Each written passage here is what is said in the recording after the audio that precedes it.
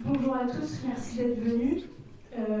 Bonjour Christophe Ondelat, merci d'avoir répondu favorablement à notre invitation.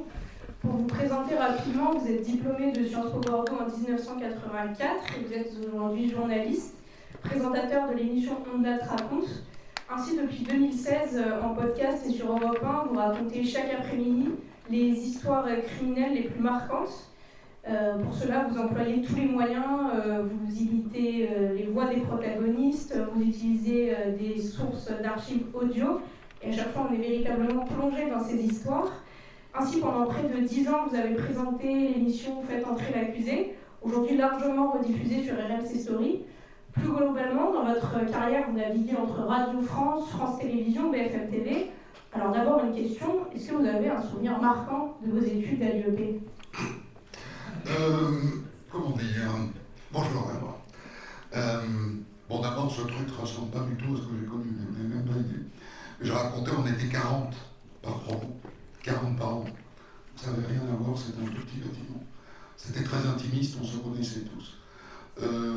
Ces études ne m'ont pas marqué du tout, mais du tout. Je n'ai aucun souvenir, ni bon ni mauvais de mes études. Voilà, c'était un truc. J'étais on a parlé tout à l'heure en politique et sociale, donc droit administratif, économie et finances, et sociologie politique, après politique et sociale.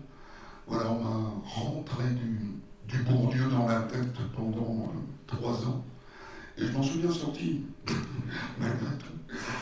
Voilà, non. Bon, après, si vous voulez, la différence, c'est que moi, je suis Bayonne, donc j'étais à 1h30 de train de chez moi. Je venais ici, puis je repartais assez vite, quoi. Donc je n'étais pas du tout bordelais, je n'ai jamais été. Tout en qu'à Bayonne, on est élevé dans la détestation des bordelais, donc c'est compliqué. Et vous avez l'air assez attaché quand même au Pays Basque, notamment votre mémoire de Sciences Po.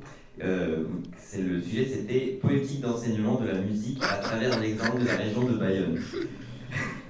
Et vous n'avez pas retrouvé de mémoire, on ne dit pas ça quand même. Si. On a juste le titre. Ah bon? Et même vos premières expériences journalistiques, c'était Radio France Pays Basque, Radio France Sud-Berry, donc pourquoi le Pays Basque? Moi je rentre à Sciences Po pour faire le concours de magistrature. Parce qu'à l'époque, le concours d'accès, je ne sais pas comment c'est aujourd'hui, la magistrature était basée sur 50% sur la culture G. Et comme Sciences Po c'était une usine à culture G, voilà. Donc je suis rentré pour faire magistrature. On est en 1980, un an après, François Mitterrand était le président de la République et libère la bande FM. Et donc apparaissent des radios locales un peu partout. Et je me fais d'abord appeler par une radio de Bordeaux qui s'appelait Radio Aline, créée par un gars qui était à Sciences Po avec moi qui s'appelait Tofik Zaroubi. Et puis, du coup, je transpose ça à Bayonne, je commence à bosser dans une radio locale, puis je rentre à Radio France, et du coup, mes études ne m'intéressent plus beaucoup, tout ça s'est fait pendant Sciences Po. Mes études ne m'intéressent plus beaucoup, j'ai trouvé mon chemin, j'ai trouvé mon travail. Je passe mon diplôme, mais ça n'a pas plus intéressé que ça. Si, enfin, je crois que ça formate bien le cerveau. Notamment, on apprend ce travail de synthèse pour les exposer, voilà. Donc, l'air de rien, ce travail de synthèse qu'on apprenait à Sciences Po à l'époque était bien utile dans le journalisme grand public que j'ai pratiqué toute ma vie. Et donc vous avez choisi cette voie un petit peu au fil de l'eau, entre guillemets, quand vous êtes rentré à Sciences Po, vous n'êtes pas dit je vais faire journaliste, est-ce qu'il y a eu quelque chose qui a fait que... L'ouverture, en effet. C'est-à-dire que il faut réaliser que, à Bayonne en tout cas, mais je pense bien que c'était Bordeaux pareil à l'époque, à Bayonne, on ne recevait que France Inter et RMC. 2 radios. Et France Culture et France Musique, évidemment. C'est tout. Donc on n'avait pas accès ni à RTL, ni à Europe 1, qui émettait depuis l'Allemagne, et donc c'était des émetteurs grandes ondes, et ça ne tapait pas jusqu'au sud de la France. Donc l'hypothèse de faire du journalisme, en plus radio, parce que moi j'étais un gros auditeur de radio, donc je voulais faire de la radio. L'hypothèse de faire du journalisme en radio quand on est né à Bayonne et qu'on fait ses études à Bordeaux, elle est proche de zéro. Simplement, ce qui fait complètement exploser tout, c'est l'irruption de la bande FM et la possibilité de parler dans des micros comme ça du jour au lendemain, sans autorisation au début, puisque les radios souffraient toutes sous le statut de radio pirate, on disait à l'époque. Et puis, voilà, après j'ai aimé aller vers la professionnalisation en entrant en Radio France et sortir du côté très amateur des radios locales privées. La première radio que j'ai faite à Bordeaux, c'était Radio Aline, donc c'était 4 bouts de moquettes qui descendaient du plafond. Et on avait un tourne-disque sur la table, on mettait les disques et puis après, voilà, c'était le Moyen-Âge. Il n'y a pas de technicien, il n'y a pas tout ça. Voilà, c'était tout simple. On avance un peu dans le temps, donc on arrive en 2000, ça remonte un peu. Vous créez Faites entrer l'accusé sur France 2. Du coup, pourquoi l'actualité judiciaire? Pourquoi aller vers là? Par vanité. Par vanité, parce que faire de la télé, quand on fait notre métier, voilà, montrer sa gueule à la télé, ça reste quand même un objectif. Et donc, j'ai commencé à France 2 par présenter des documentaires de dimanche soir. C'est vraiment un travail de plante verte, mais malgré tout, je montrais déjà ma gueule à la télé. Mais voilà, je faisais un lancement, le documentaire partait, et à la fin, je disais merci, à la semaine prochaine. Mais du coup, j'ai mis un pied à France Télé comme ça. Et après, on m'a dit, on va faire une émission de faits divers. On voudrait que ce soit vous qui la présentiez. Je ne vais pas aller leur dire, non, ça pue, je veux pas de ça, quoi. Donc je dis oui. Et moi, intérieurement, je me dis, il était dans une merde royale, parce que c'est un truc qui n'est pas fréquentable. Tout étudiant, journaliste, mais ça n'a pas changé, parce qu'il m'arrive encore de faire des interventions en école de journalisme, de donner quelques cours, pas beaucoup, mais quelques-uns. Et c'est toujours la même chose, c'est-à-dire que l'étudiant en journalisme, il peut d'abord faire de la politique étrangère. Ça, c'est super valorisé. De la politique intérieure. Et la culture. Ça, la culture, tu fais divers. Personne. Il n'y avait pas de candidat comme ça. Et moi, dans ma carrière de journaliste local, je l'ai fait très peu aussi. Je faisais des procès, ça m'a toujours intéressé. Mais suivre les faits divers, j'ai souvenir un jour, j'étais à Radio France Berry Sud, à Châteauroux, et il ne se passait jamais rien. Je vous dis rien de rien, sur le plan criminel. Il y avait eu un crime, j'ai passé 2 ans. Pas un seul crime en 2 ans. Et on me dit, il y a un gamin qui a tué son père à coups de carabine de chasse. C'est possiblement un accident, mais c'est pas sûr. Va voir la famille. Donc je prends ma bagnole, j'arrive, je vois la ferme, elle était au loin. Il y avait une grande allée qui venait à la ferme. Je dis, Chérie, je ne peux pas embêter ces gens. Comment je peux les demander à des parents de me raconter comment leur fils a tué le père, quoi. Et donc j'ai fait la moitié du chemin, j'ai fait demi-tour, j'ai appelé mon rédacteur en chef d'une cabine, bien sûr, à l'époque. Et je lui dis, il m'en faut une heure, il n'y a rien à mentir. Je suis jamais allé au bout. Et donc je démarre le fait livre comme ça, un peu sur la réserve, et il m'a fallu 3-4 ans peut-être pour considérer que la matière était plus que fréquentable, qu'elle était vraiment intéressante. Et du coup, je pense que ça m'a aidé à durer dans ce métier puisque je ne l'ai pas abordé avec passion. Et je pense que la passion est l'ennemi du journalisme judiciaire. Je pense qu'être passionné n'est pas bien. Il faut être assez froid face au crime. Il ne faut pas s'emballer. Et du coup, comme je n'étais pas emballé au départ, la matière m'intéresse, mais elle ne me passionne toujours pas. Et les gens me disent, le crime vous passionne? Non, c'est mon métier. Je pense que j'ai acquis une compétence en la matière. Mais ce n'est pas du domaine de la passion. Je ne lis pas de polar, par exemple. Jamais. Donc la matière n'est pas... Elle est assez à distance. Et pour le coup, ça m'a plutôt rendu service. Et tous les gens que j'ai eus depuis, que j'ai employés, qui ont travaillé avec moi dans des équipes et qui étaient passionnés, c'était des mauvais. Cette matière, il faut l'aborder froidement, comme on aborde le reste des matières. Surtout pas avec passion. Avec intérêt, mais pas avec passion.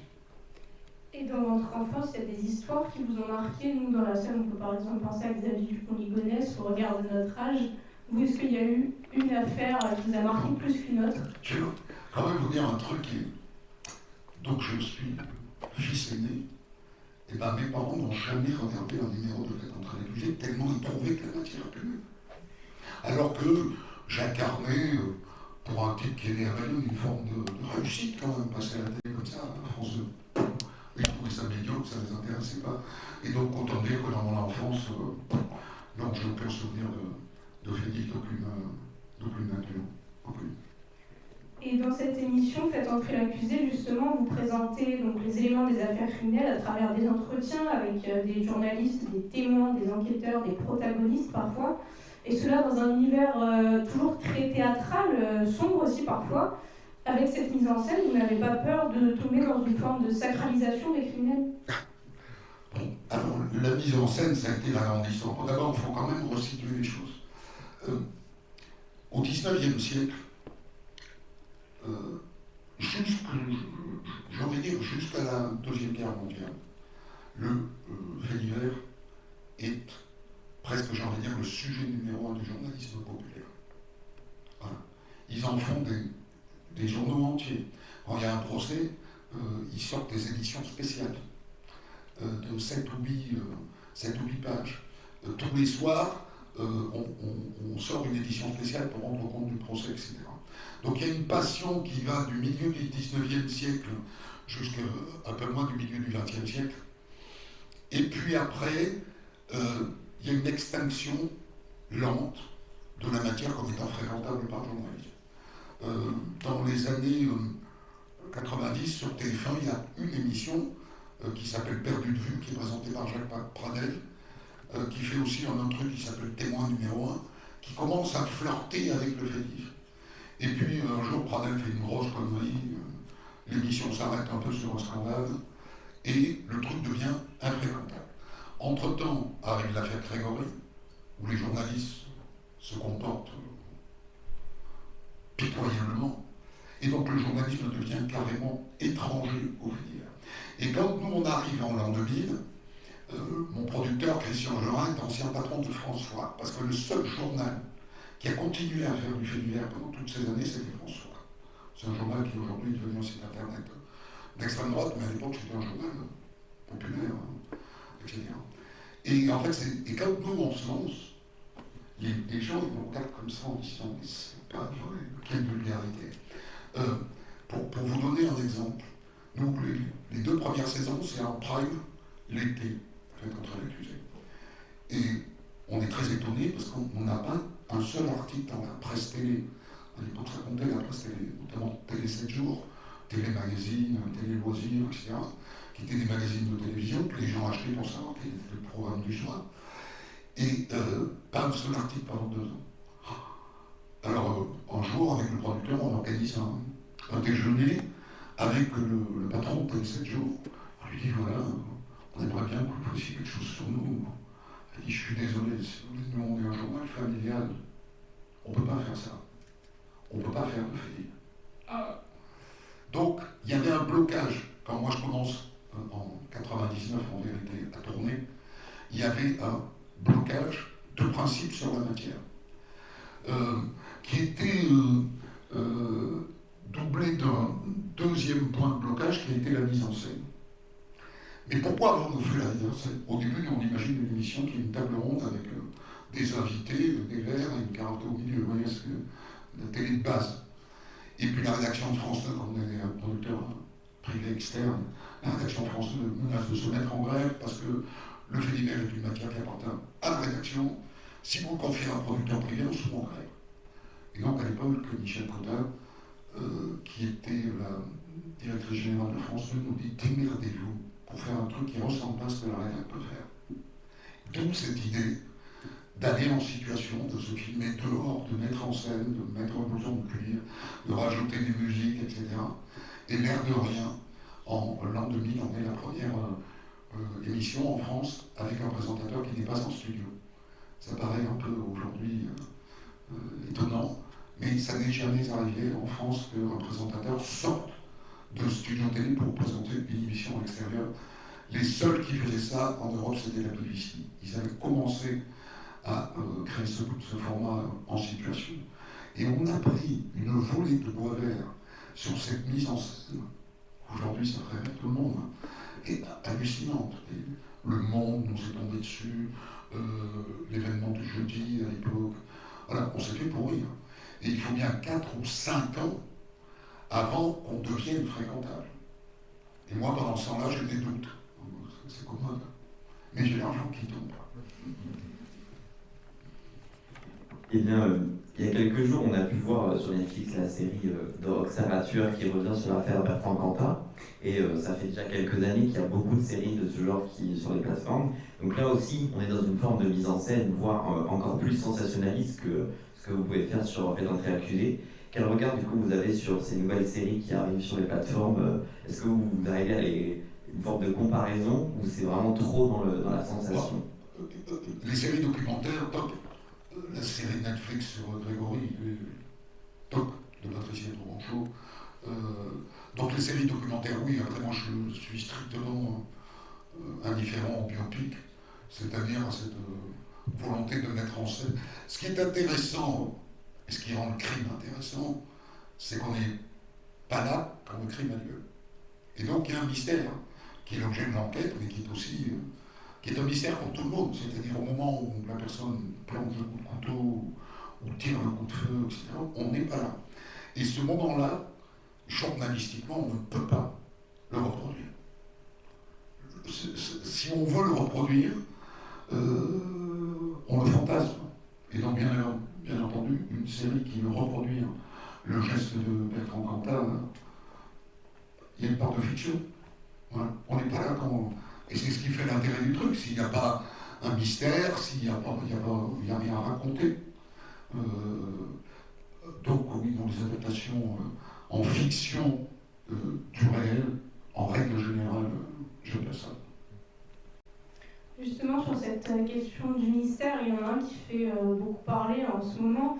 Le 25 mars, dans le cadre de l'affaire Émile, 4 personnes ont été placées en garde à vue, des chefs d'homicide volontaire et recettes de cadavres, parmi lesquels les 2 grands-parents maternels et 2 de leurs enfants. Immédiatement, l'information circule dans les médias et de multiples théories fusent de toutes parts. Certains évoquent un rite, un sacrifice.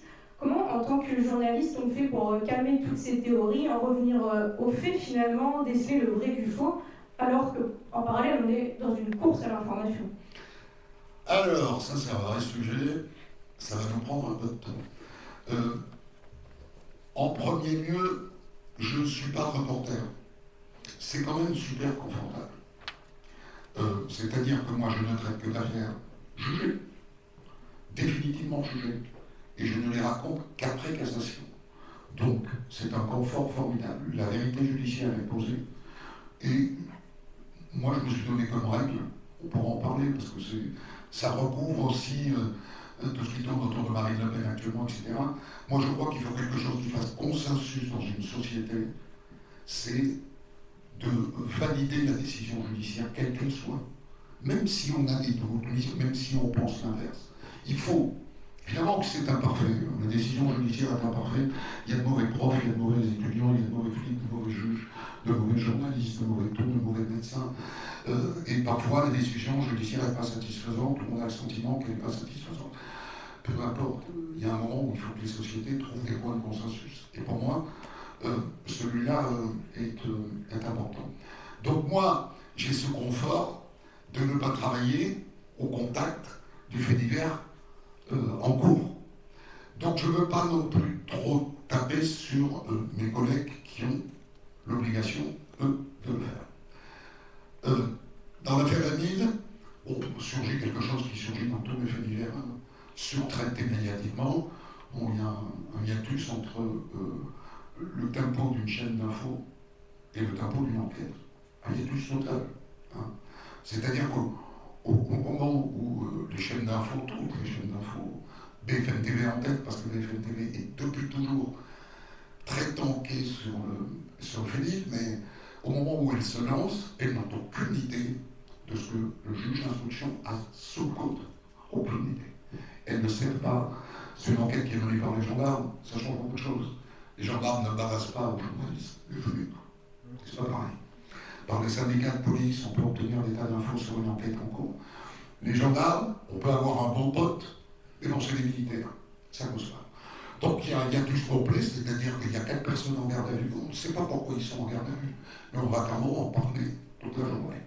Voilà. les pauvres, quoi. Les pauvres. Alors après, moi, je les ai regardés. Parce que elle m'intéresse, cette histoire d'Émile, comme français de base, pour le coup. Donc je les ai regardés. Et je trouve qu'ils s'en sont pas trop mal sortis. Ce qui était très intéressant dans le traitement de l'affaire d'Émile, c'était tout ce qui relevait de la police scientifique. On a appris plein de trucs, même moi j'ai appris des trucs en matière de police scientifique. Tout avance tout le temps, il y a des progrès constants. Donc je me suis mis un jour, on a appris des choses de procédure, c'est super intéressant aussi.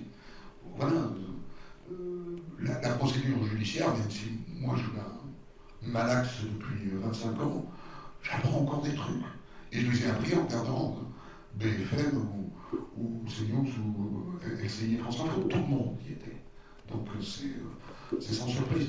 Voilà. Je ne veux pas cracher sur les journalistes qui abusent du fait divers, parce que le système est ainsi fait et qu'il ne sert à rien de cracher sur ce qui existe. Il vaut mieux se préparer à le regarder, à l'écouter, etc. Globalement, je dirais que sur l'affaire Émile, il ne s'est pas dit trop de conneries. Voilà. Et par ailleurs, je comprends que cette affaire ait pris beaucoup d'ampleur, parce qu'elle a tous les ingrédients pour prendre de l'ampleur. En revanche, je suis beaucoup plus dur sur le traitement, par exemple, de l'affaire Daval, qui, à mon sens, ne méritait même pas une histoire dont on te raconte, je vous le dis sincèrement, enfin si, c'en méritait une, mais moi, des histoires de mecs qui tuent leurs femmes et qui vont aux obsèques en pleurnichant, pardon, je me raconte toutes les semaines, honnêtement toutes les semaines. Pourquoi celle-là? Pourquoi est-ce que les médias foncent, enfin, BFM fonce sur cette histoire et derrière, tout le monde suit, comme des moutons? C'est incroyable. Cette histoire n'a pas plus d'intérêt que je viens de dire, 50 affaires criminelles par an en France. Pourquoi on a focalisé sur celle-là? Moi, j'ai l'explication. Il y a un journaliste de BFM TV qui habite sur le même palier que la sœur d'Alexa Daval. Voilà. Et donc, il a eu de l'info qui traversait le palier, qui lui arrivait sur le paillasson. C'était facile à exploiter. Voilà. Donc, je pense que ça ne sert à rien de gueuler contre la réalité. La réalité est que les chaînes d'infos s'accaparent du fait divers, mais que intrinsèquement, ça n'est pas à leur portée. Voilà. Une enquête criminelle, ça dure des mois, des années. Même aujourd'hui, ils ne savent pas en vérité ce qu'il y a dans le dossier d'instruction. Même aujourd'hui, ils ne le savent pas. Parce que, évidemment, les avocats, maintenant, ont lu le dossier d'instruction, mais vous pouvy imaginer que toutes les pièces n'y sont pas encore. Elles traînent, quelque part. Elles le rejoindront bientôt. Donc personne ne sait ce qu'ils ont sous le coude, donc aller ergoter sur cette enquête est relativement un challenge qui est perdu d'avance, mais bon. Faut pas. C'est confortable ce que je fais, très confortable, de raconter des histoires finies. Et c'est France 2 qui, travaillant pour le service public, on a posé des règles éthiques. Et l'une était effectivement l'essentiel de ne traiter que d'affaires jugées, définitivement jugées, ayant passé la cassation. Donc avec une vérité judiciaire inaltérable jusqu'à éventuellement un processus de révision. Ce qui fait que j'ai toujours dit que Omar Haddad avait tué. On pourra me raconter ici tout ce qu'on veut. La vérité judiciaire, c'est qu'il a tué. Et ça ne peut être contredit que par une deuxième vérité judiciaire. Donc par un processus de révision qui a été rejeté à plusieurs reprises. Et donc Omar Haddad a tué Madame Marshall. Je ne bougerai pas là-dessus. C'est important. Enfin, je trouve qu'une société se fixe une règle de dire il faut rendre justice. C'est par nature imparfait puisque c'est humain. Mais il faut qu'il y ait un consensus autour de cette idée. Moi, quand j'entends aujourd'hui, il y a des juges de gauche, vous comprenez, ce syndicat de la magistrature, tout le monde, on est tous des personnalités avec nos idées, nos pensées. Dans le journalisme, il y a des gens de gauche, de droite, etc. Le but, c'est que ça ne se voit pas, mais malgré tout, on aborde des sujets qu'on traite avec ce qu'on est. Donc, il faut valider par principe les décisions judiciaires. Voilà. Ça, c'est mon côté. C'est une règle chez moi et j'essaie de la partager autant que je peux. Parce qu'à contester la justice, on fait perdre son temps à la société. Il faut rendre justice tous les jours, au dossier suivant, Voilà. C'est insatisfaisant parfois, oui, mais comme tout est insatisfaisant. Vous avez dit tout à l'heure que dans l'affaire Émile, il y avait tous les ingrédients pour que justement ce soit hyper médiatisé. C'est quoi du coup ces ingrédients qui font qu'une affaire plus qu'une autre va prendre tant d'ampleur? C'est un petit garçon, il est blond, il s'appelle Émile Soleil. Donc déjà là on a des ingrédients. Il est avec ses grands-parents. Le profil des grands-parents, assez vite, est étonnant. Et le mystère dure longtemps, donc ça c'est important. Et puis on découvre le corps tardivement. Mais on le trouve à l'état osseux et pas à l'état de corps. Et donc voilà, il y a un mystère. Chacun dans sa tête, évidemment, peut être amené à faire des hypothèses du genre c'est le grand-père parce qu'il est violent, donc c'est forcément lui qui a collé une baigne, il n'a pas su quoi faire. Il a mis le cadavre dans le coffre de la voiture, il a gardé 9 mois. Et au bout d'un mois, il est revenu mettre les ossements. Voilà, vous pouvez penser ça, sans doute penser tout ça. Moi, je m'interdis de penser quoi que ce soit. Voilà. Quand on me demande qu'est-ce que tu penses de l'affaire du pont de Ligonnès, d'après toi, je réponds, j'en sais rien. Non, parce que les gens ils disent oui, il est aux États-Unis, oh non, il s'est suicidé. Qu'est-ce qu'ils ont fait de ça en fait? Ils ont vu le dossier pénal? Non. Et par ailleurs, une donnée qui est très importante, nul ne peut avoir un avis sur un jugement qui n'a pas assisté au procès. Je ne dis même pas lire le dossier pénal, parce qu'en fait, le dossier d'instruction n'est pas le sujet. Le procès se déroule à l'oral dans l'enceinte de la cour d'assises. On n'apporte pas de papier extérieur, on écoute les témoins, on interroge les témoins, et puis c'est tout. Tout se fait à l'oral. Celui qui n'était pas au procès ne peut pas avoir un avis sur le procès. Parce qu'il ne connaît pas l'affaire, parce qu'il ne sait pas comment ça s'est passé. Et ça vaut pour tout. Hein. C'est-à-dire que tous ceux qui n'étaient pas au procès de Marine Le Pen ne peuvent pas avoir un avis éclairé sur la condamnation. Tous ceux qui n'étaient pas au procès qui a condamné Omar Haddad ne peuvent pas avoir d'avis. Voilà. Et si vous posez cette règle qui est de base, vous allez dire oui, mais j'ai lu le dossier d'instruction. On ne leur parle pas du dossier d'instruction pendant un procès d'assises. Tout se refait à l'oral. Les jurés, ils n'ont pas lu le dossier d'instruction. Les deux assesseurs du président n'ont pas lu le dossier d'instruction. Il n'y a que le président, que l'avocat général, et évidemment que les avocats de défense et partie civile qui ont lu le dossier d'instruction. Mais quoi qu'il en soit, les jurés ne l'ont pas lu, et donc ils vont prendre leur décision à partir de ce qu'ils ont vu pendant le procès, ce qu'ils ont entendu pendant le procès. Et donc on ne peut pas avoir un avis si on n'était pas au procès. Si on est au procès, on peut avoir un avis. Et que ce soit avec Pedro Accusé ou On la raconte, les scores d'audimat sont très très élevés. Hein. Par exemple, On la raconte, c'était le podcast le plus écouté en France en 2021. Non, troisième. Non, troisième. C'est 10 millions de podcasts par mois, mais les deux premiers podcasts, c'est les grosses têtes de RTL et l'After Foot RMC. Voilà, c'est les deux premiers podcasts en France, moi je suis numéro 3. Presque. Depuis des années. Et du coup, comment on explique cet engouement? Est-ce que c'est une curiosité morbide? Comment ça se fait que ça passe autant d'audience? Alors d'abord, moi je fais vraiment un podcast. C'est-à-dire les deux émissions dont je vous parle, ils coupent l'émission de radio, mais ils ne le présentent pas comme un podcast. C'est du replay, en fait. C'est très exactement du replay, et beaucoup de radios ne prennent pas la peine de fabriquer des vrais podcasts. Moi, à la différence de tous ces gens-là, j'écris d'abord un podcast et je l'adapte pour la radio. Donc moi, je suis dans une démarche podcast. Le récit, il est linéaire, il n'y a pas de résumé au milieu, ça s'enchaîne, c'est prévu comme tel. Et après, je rajoute les résumés pour la radio. Mais donc moi, j'écris un podcast. C'est quand même ce qui change tout. La matière, contrairement à ce que vous pensez, alors j'ai toujours, vous savez, le fait divers, c'est pas super consensuel comme matière. Ah bon, ça passionne les gens. Non. Et vous savez pourquoi? Parce qu'il n'y a pas d'émission de fait divers à TF1. Et si c'était un truc qui faisait consensus, autant vous dire que TF1 aurait depuis très longtemps une émission de fait divers. Il n'y en a pas non plus à M6. Et France Télévisions a légèrement lâché la matière. En fait, sur les grandes chaînes de télévision, il n'y a plus de fait divers. Il n'y en a plus que sur les petites chaînes de la TNT, W9, TFX, RMC Découverte, maintenant pour faire notre accusé, etc. Donc, non, ça n'est pas une matière qui fait consensus, Ça n'est certainement pas la matière la plus facile à aborder en podcast. Ce qui est le plus facile à aborder en podcast aujourd'hui, c'est le sport, c'est l'actualité, bien entendu, le sport, la cuisine, le bien-être, le bien-vivre. Le crime arrive loin derrière. Donc, c'est pas gagné d'avance. Je veux dire, le cartonné, c'est fermé. Il y a un public pour le finir, mais c'est pas tout le public.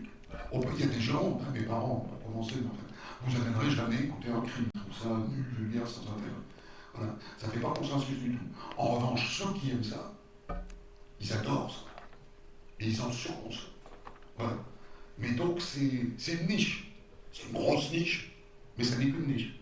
Une fois de plus, si c'était plus qu'une niche, j'avais fait en vrai une émission de Félix depuis 25 ans. Et dans l'un de vos épisodes de Faites entrer l'accusé, vous présentez l'affaire Simone Weber et vous la faites intervenir. Pour rappel, elle est accusée d'avoir découpé son compagnon Bernard Etier, puis de l'avoir jeté à la poubelle à Nancy. En 1991, elle est condamnée à 20 ans de prison. Elle a aussi été accusée d'avoir tué son deuxième époux, Marcel Fixard, mais elle a été acquittée pour cela. Vous décidez donc de la faire témoigner dans votre épisode à son sujet, elle qui a toujours nié les faits. C'est un choix fort. Comment vous vous dites que le fait de faire intervenir un condamné, ça va marcher et vous n'avez pas peur des critiques à ce sujet, justement? Moi je pourrais en interviewer 50 des condamnés. Le problème, c'est que la plupart du temps, ils sont en prison. Et qu'en France, les médias n'ont pas accès à la prison, ce qui n'est pas le cas aux États-Unis, ce qui n'est pas non plus le cas en Suisse. En Suisse, les émissions de faits divers, les journalistes vont interviewer les condamnés en prison. Bon, en France, c'est strictement impossible. Elle avait purgé sa peine, elle était sortie. Donc évidemment, c'est une opportunité extraordinaire. Il y a un côté un peu spectaculaire dans ça, ne nous trompons pas. Et à l'époque, je suis plus chaud en la matière, donc je ne vois pas aussi, j'ai pas de recul là-dessus, mais aujourd'hui, je regrette beaucoup qu'on n'ait pas accès aux condamnés, parce que je pense que les gens se font une idée assez fausse de ce que sont les assassins ou les meurtriers. Voilà. Ils ne sont pas infréquentables, ils ne sont pas plus bêtes que nous. Certains sont même très sympas, très attachants. À titre personnel, je peux devenir ami avec un meurtrier, ça ne me pose aucun problème. Je sais que c'est pas le mode de dire ça, mais voilà. Et si nous avions accès à ces gens-là, peut-être que ça montrerait un autre visage que celui qui passe un peu, en ce qui concerne mon insu, qui est celui de la monstruosité. Je ne veux pas qu'on appelle un assassin un monstre. Un assassin, c'est un des nôtres. Il a passé des lignes que nous ne passons pas. Il y a plein d'explications à ça, au fait qu'il ait passé la ligne. Il y a des explications psychiatriques, parfois, souvent. Il y a aussi des explications qui relèvent de l'enfance. Ceux qui m'écoutent savent que c'est mon dada, c'est-à-dire que, notamment les psychopathes, qui sont les criminels les plus intéressants, puisque ce ne sont pas des malades mentaux au sens des pathologies qui excusent le crime, et ils commettent en général des horreurs. Le psychopathe est celui qui tue sans empathie. Sans regret, sans émotion, il balance 42 coups de couteau comme ça, toc, toc, toc, toc, et puis ça n'a pas plus touché que ça. Et ben le psychopathe, il est fabriqué par la société, c'est pas une maladie dont on mérite, ça se fabrique dans l'enfance, c'est en général construit sur l'absence d'amour maternel, paternel, fraternel, voilà. Ce sont des gens qui n'ont pas fait l'expérience de l'amour, qui n'ont jamais été blottis dans les bras d'une maman, qui n'ont jamais connu la douceur d'un baiser dans le cou et qui donc méconnaissent l'amour et arrivent à l'âge adulte à une grande confusion sur ces thématiques-là. Et donc, pour quelle raison est-ce qu'il serait pas sympathique? D'une certaine manière, je vais être très extrémiste en la matière. C'est pour ça qu'à un moment de ma vie, je regarde être un cas, mais c'est pas de leur faute. Pas de leur faute s'ils n'ont pas eu d'amour. Ah, il faut les condamner, bien sûr. Mais ça ne les rend pas infréquentables. Donc, Simone Weber, on est folle, Simone Weber, complètement allumée, mais c'est rigolo. Et puis, pour vous dire à quel point elle était cinglée, donc on est allé l'enregistrer à Cannes, où elle habite toujours, elle est toujours vivante, Simone. Non, elle est morte. Oui. Elle est morte il y a pas Oui, longtemps. Elle est morte il y a pas longtemps. C'était à Cannes, on était allé au Martinez, qui est le grand hôtel de Cannes. On avait loué une suite au Martinez pour faire l'interview. Et elle était allée chez le coiffeur, qui s'était faire une petite couleur, une petite mise en pli. Enfin, elle était magnifique, ce qui veut dire qu'elle avait conscience qu'elle allait être filmée. Et donc on s'approche, on l'installe dans un fauteuil, et je lui dis, Simone, est-ce que je peux faire un selfie avec vous? Un selfie, non, à l'époque on faisait pas les selfies. Est-ce qu'on peut faire une photo tous les deux? Oh, elle me dit, écoutez, oui, mais vous ne la publiez pas, je ne veux pas qu'on me reconnaisse dans la rue. Je dis, enfin Simone, vous allez être interviewé. Ah oui, c'est vrai, mais c'est pas pareil. Voilà, donc elle était bien cinglée. Quand même cette phrase que je raconte toujours, mais à la fin de l'interview, donc je l'embrasse. Je lui dis non, je lui dis, Simone, est-ce que je peux vous embrasser? Ouais, elle me dit avec plaisir, hein. Il y a peu d'hommes qui acceptent que je les embrasse. Je lui ai tué les deux possédants. Un seul, elle était judiciaire. Aujourd'hui, Anna l'a dit, les faits d'entrée accusés sont encore rediffusés donc, sur RMC. Et ma question, c'est est-ce qu'il n'y a pas est-ce qu'on peut considérer que ce traitement des faits divers est un peu intemporel? Est-ce que vous retraiterez différemment des cas que vous avez traités en 2000-2001? Bon, il y a un truc qui me pose un problème moral depuis le début, depuis 25 ans maintenant que je fais ça. C'est ce qu'on appelait, et qui en fait n'existe pas, mais moralement qui existe, qui est le droit à l'oubli.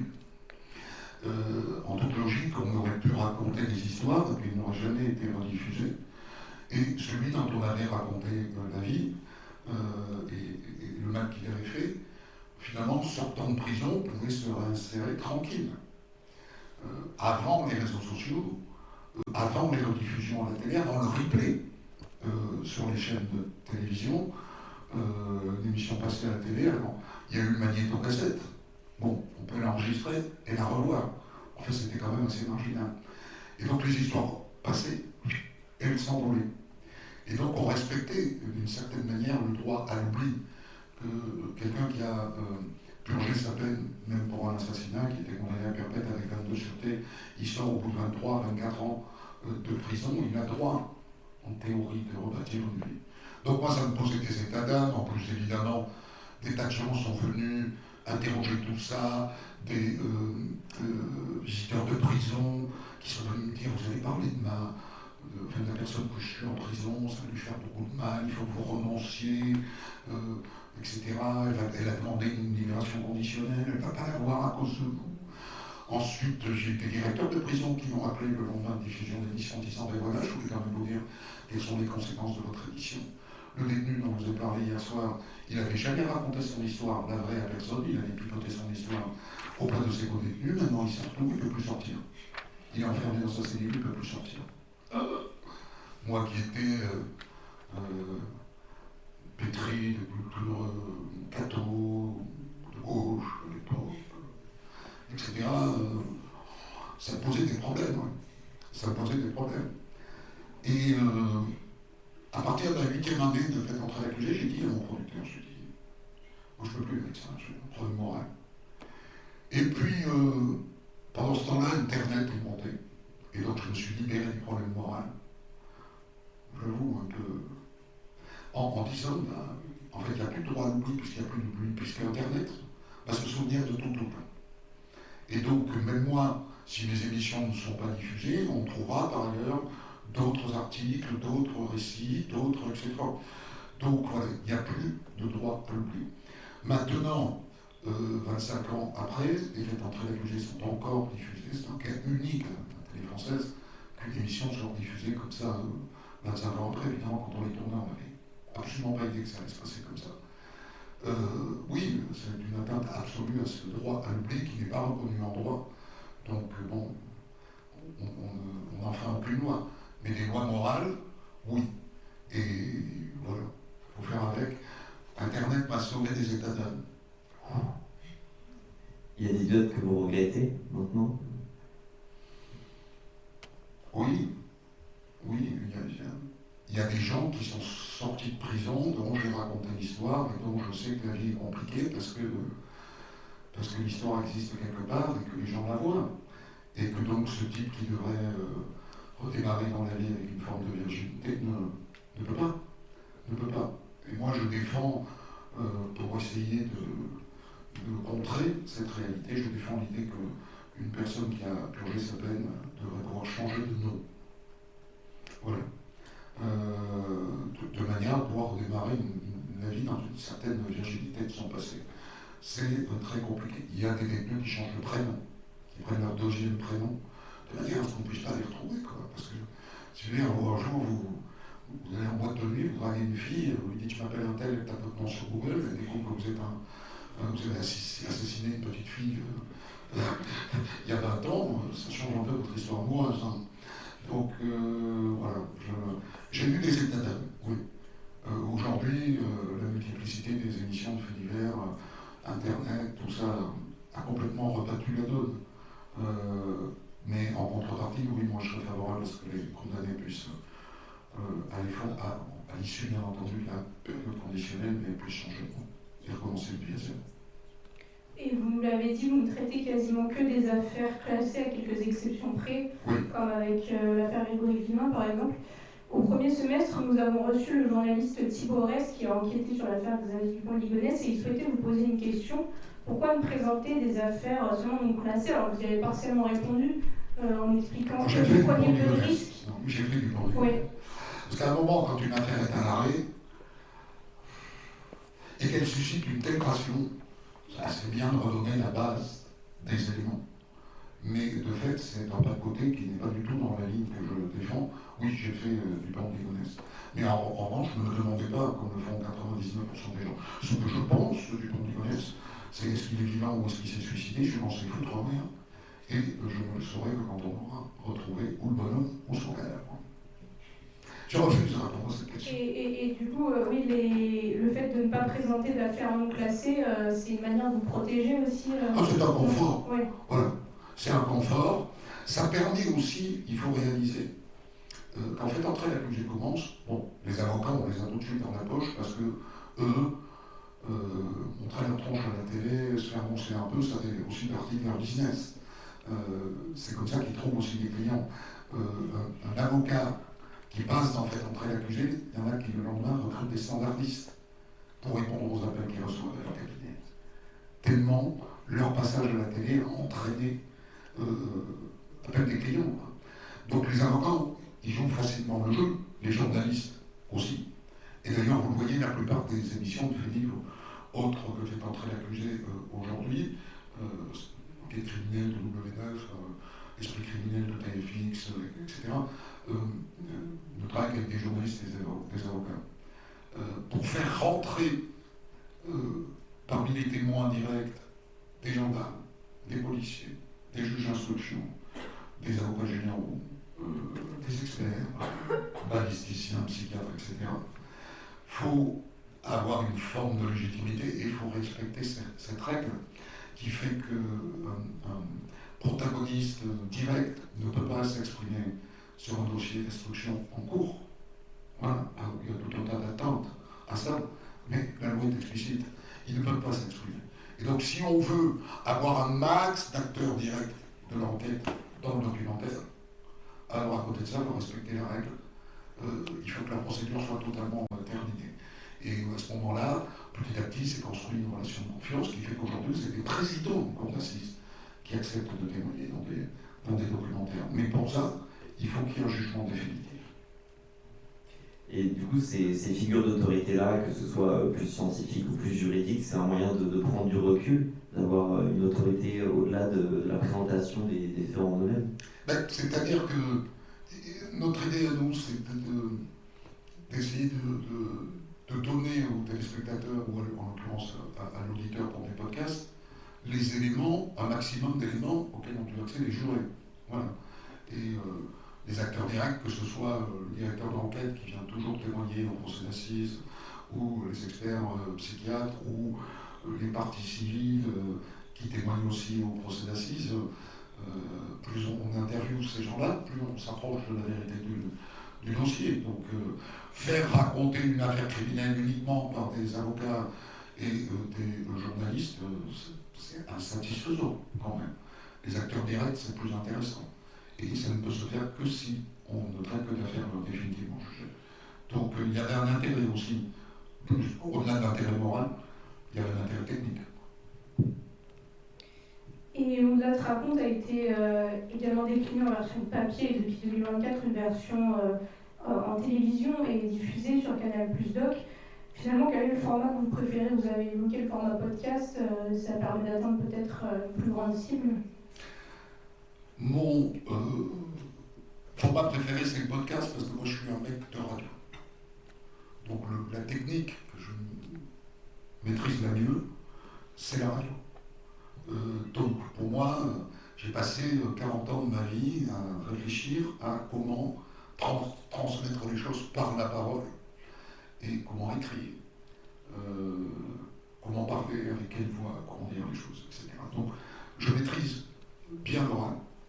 Moins l'image, j'ai fait beaucoup de télévision, mais moi, je pense, moins bon à la télé qu'à la radio.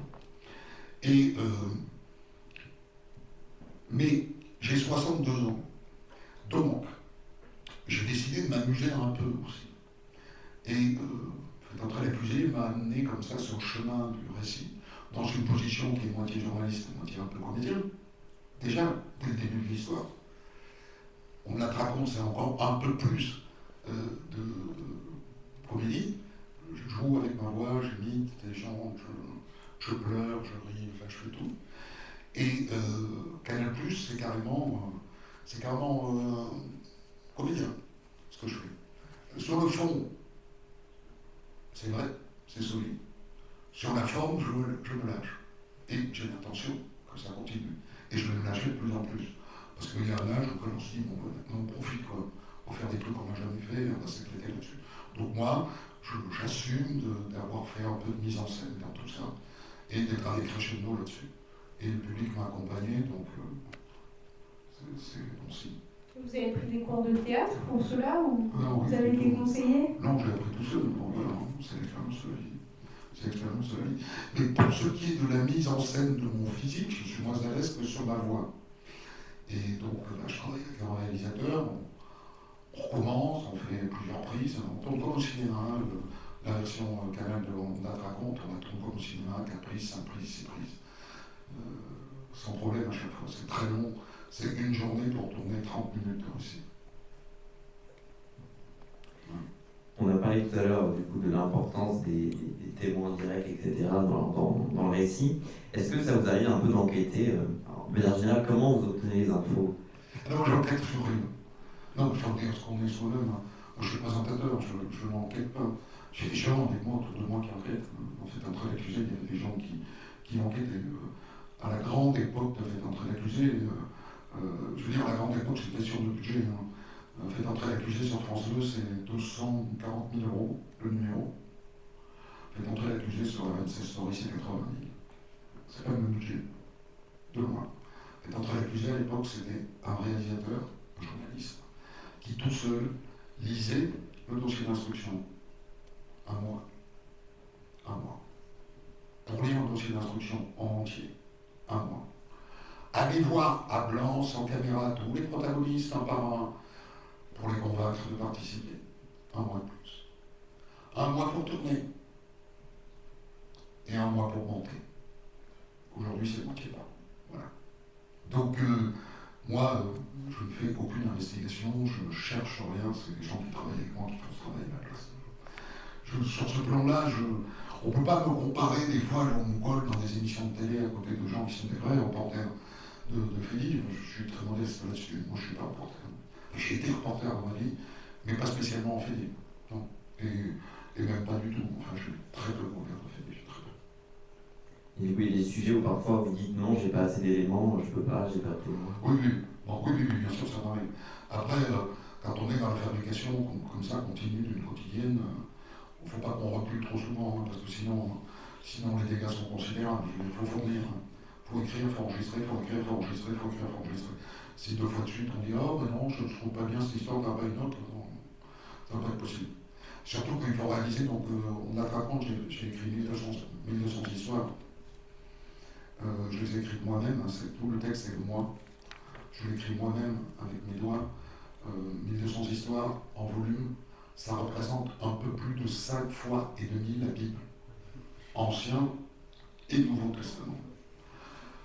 Donc imaginez quand même qu'en 9 ans, j'ai écrit 5 fois et demi la Bible. Voilà, donc c'est énormément de travail. Voilà. Donc moi je me concentre sur ce travail d'écriture et je m'occupe pas du reste. Le reste, c'est les collaborateurs qui me donnent des textes froids avec des éléments précis, techniques, etc. Et des éléments qui sont tirés du dossier d'instruction, les textes des aveux, les expertises psychiatriques, l'enquête de personnalité, tout ça. Mais après, moi j'écris. Voilà. Et moi après, je fais une histoire. Moi, mon métier aujourd'hui, c'est de faire une histoire. D'ailleurs, dans La Raconte, je n'ai pas raconté que des crimes. Aujourd'hui, je ne fais plus du crime, mais à une époque, je faisais autre chose. Je faisais des aventures, je faisais des biographies personnelles, des récits de maladies, des tas de choses comme ça. Moi, ce que j'aime, c'est écrire. Voilà.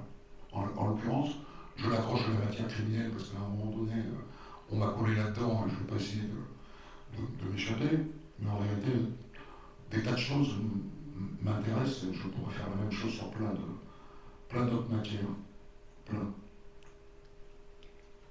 Et sur la mise en avant de certaines affaires, vous avez expliqué la raison, par exemple l'affaire Davan, l'affaire Émile. Il y a une autre affaire qui a fait parler, c'est l'affaire Pierre Palmade qui a été, selon Libération, à l'origine de près de 30 000 citations sur le mois de février 2023. Selon vous, est-ce que ce sont les bonnes affaires qui sont mises en avant? Est-ce que vous essayez aussi de choisir certaines affaires plus que d'autres?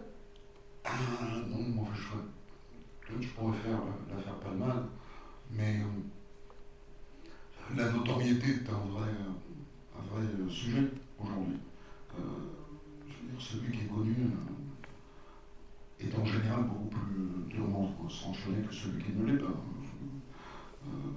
Marine Le Pen dirait ça aujourd'hui, mais ça vaut pour Palmade, ça vaut pour tout un tas de célébrités. Il y a une sorte de double sanction. Mais bon, l'affaire Palmade, elle est intéressante. Franchement, elle est intéressante. L'histoire de ce type est intéressante. Peut-être qu'on la racontera un jour. Mais c'est pas urgent. Et vous avez déjà subi des pressions pour avoir raconté certaines histoires à la radio, peut-être? Aucune. Honnêtement, aucune. Je n'ai jamais été poursuivi devant la justice par qui que ce soit, sauf par un type depuis 1 an. Mais bon, c'est en train de tomber, mais qui est inclus en série depuis 4 personnes et qui me poursuit pour atteinte à son honneur. Voilà. C'est quand même rigolo qu'il y a quand même un juge d'instruction, comme il s'est porté partie civile. Le juge d'instruction a été obligé d'ouvrir une information. Et donc il y a un juge d'instruction qui a conduit cette enquête sur l'honneur d'un tueur en série. Justice française est formidable. Voilà. Après, toutes ces questions-là sont entachées de beaucoup de vices de procédure, et donc grâce aux vices de procédure, normalement, on est débarrassé de cette histoire qui n'y aura pas chaud. Et du coup, vous avez dit que c'était avant tout raconter des histoires qui vous intéressaient, mais quand vous choisissez les sujets, est-ce qu'il n'y a pas aussi choisir les sujets qui vont peut-être avoir le plus d'impact sur la société, montrer les affaires importantes? 1200 histoires, on rame. Aujourd'hui, 9 ans après, on rame. On ne trouve pas comme ça des affaires criminelles intéressantes. On n'en trouve pas partout. C'est aussi pour ça que moi je fais un peu d'affaires criminelles très anciennes, du 18e, du 19e siècle, du début du 20e. Donc, on fait. Enfin, je veux dire, on n'est pas difficile. Parce que si on commence à être difficile, on n'a plus d'histoire. Voilà. C'est une des difficultés quand même, je pense, avoir constitué une bonne mémoire de ce qu'a été le crime au XXe siècle. Ça, c'est sûr. Voilà. Et une bonne partie du XVIIIe, en tout cas ce qui nous est, du XIXe, en tout cas ce qui nous est accessible, tout est accessible. Bon, on est dans les archives, mais bon, on n'a pas les moyens non plus, le temps d'aller consulter les archives départementales, mais quand même, on a de la presse d'époque, il y a un gros travail qui est fait par la Bibliothèque nationale pour mettre tout ça à disposition. Et donc on peut raconter des histoires du début du XXe ou de la fin du XIXe à partir de la presse d'époque, sachant qu'elle est d'une fidélité assez moyenne, hein, la presse d'époque. Ça délire pas mal, mais bon, on arrive à modérer ça. Voilà, mais non, enfin, si, on fait du tri, évidemment, mais on ne peut pas faire beaucoup de tri, parce que si on fait beaucoup de tri, on n'a plus rien. Voilà, c'est une des difficultés, une des contraintes de devoir faire des histoires tout le temps, quoi, de jamais s'arrêter. Moi, je dirais que c'est pour ça que Fait d'entrée accusé, aujourd'hui, c'est 18 numéros, de notre temps, c'était 20 par an. Oui, il y a 20 histoires par an qui méritent d'être racontées, qui sont super intéressantes. Voilà. Mais pas non plus beaucoup plus. Sachant que pour raconter une histoire sur la longueur, il faut qu'elle soit un peu complexe. Moi, il y a beaucoup d'affaires criminelles où le type tue sa femme, et puis il est arrêté le soir même, et puis il avoue le soir même. Bon, ben ça ne tient pas 30 minutes, quoi. Hein. Donc toutes ces affaires-là sont assez vite écartées, elles ne sont pas pour nous. Bon, il faut un peu de complexité en enquête, il faut un peu de police scientifique, un peu d'interrogatoire un peu musclé, un peu de garde à vue, puis de garde à vue, etc.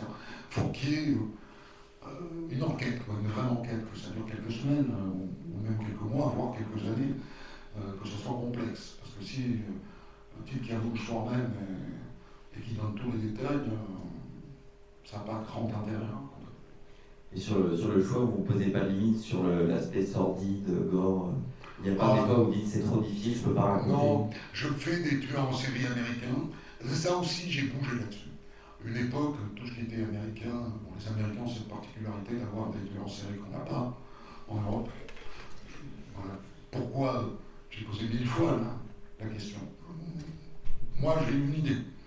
Je pense que c'est, parce qu'on est toujours à pleurnicher, en France on pleurniche surtout, mais on a malgré tout, elle est insuffisante, mais on a une psychiatrie.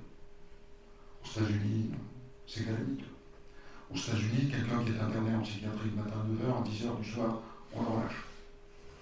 Voilà. Donc je pense qu'il y a énormément de malades psychiatriques en liberté aux États-Unis et que ça les amène à commettre beaucoup de crimes, et notamment ces fameux crimes labellisés tueurs en série. Ensuite, deuxième chose aux États-Unis, tout fonctionne par État, et que donc un tueur en série, en changeant d'État, se recrée une virginité. Alors en France, on est malgré tout un pays centralisé, où il y a des... Aujourd'hui aux États-Unis, ils ont des fichiers communs, mais pendant des décennies, il n'y avait pas... On commettait un crime dans l'Arkansas, vous alliez dans l'Illinois, personne n'est au courant que ce crime avait lieu dans l'Arkansas. Et donc c'était facile d'être tueur en série, il suffisait de changer d'État. Ou quand on se sentait un peu pisté, on changeait d'État, on démarrait à zéro. Je raconte des crimes en série américains. Au début, je ne voulais pas parce que je trouvais ça effectivement trop gore.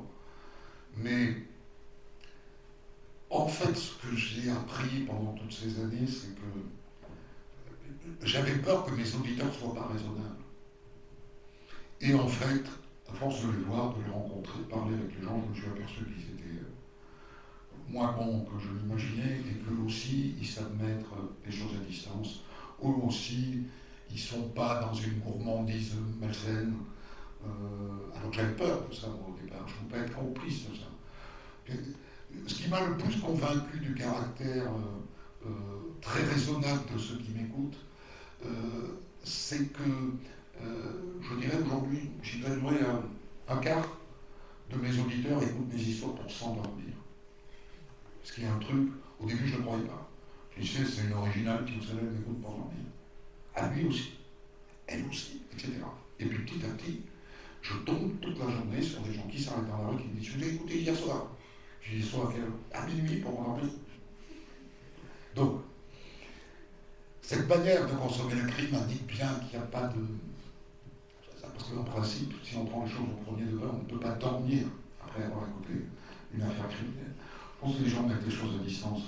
Je pense qu'en fait, les gens qui m'écoutent, ou qui regardent Fait d'entrée accusé, ou qui s'intéressent au crime en général, c'est pas mal ça.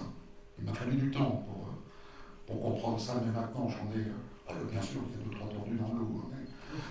il serait tordu sur moi, je veux dire, je ne suis pas responsable de ça, mais ça aussi, j'ai appris à faire confiance à ça. Ça m'a aussi libéré de la question morale. Les gens ne sont pas idiots, quoi. Ils écoutent ça en le mettant à distance. Voilà. Je ne pense pas que les gens, après avoir écouté un récit criminel de ma part, se disent ah, et si je commettais un crime en utilisant cette technique, je ne pense pas. Et le simple fait qu'ils écoutent pour s'endormir, de tous âges, et de tout milieu. Parce que ça, c'est mon dada. En revanche, ça, je le revendique, c'est de parler à tout le monde. De toute façon, toute ma vie, j'ai cherché à avoir une cible populaire. Ça ne m'intéresse pas de parler que à une partie de la société, que à des intellos, ou que à des ouvriers, ou que à des vieux, ou que à des jeunes. Voilà. Moi, j'aime bien avoir un public complet. Ça, je l'ai appris parce que dans le petit résumé que tu avais tout à l'heure, tu as oublié quand même ce qui était essentiel pour moi de ma carrière. C'est RTL, où j'ai passé 12 ans, qui était première radio de France à l'époque. Voilà, c'est une radio populaire, j'ai envie de dire au sens, pour moi, positif du terme. Et je ne conçois mon travail que comme ça. Dans mes auditeurs, les auditeurs, les spectateurs, téléspectateurs très en train d'accusés. J'avais une femme célèbre, absolue, Bernadette Chirac, qui par ailleurs était préfecture vivante, était extrêmement raide, rêche, pas très sympa. Donc je l'ai interviewé beaucoup à côté de Pieds Jaunes et tout le bousin, parce qu'elle était présidente, c'est elle qui a créé les Pieds Jaunes.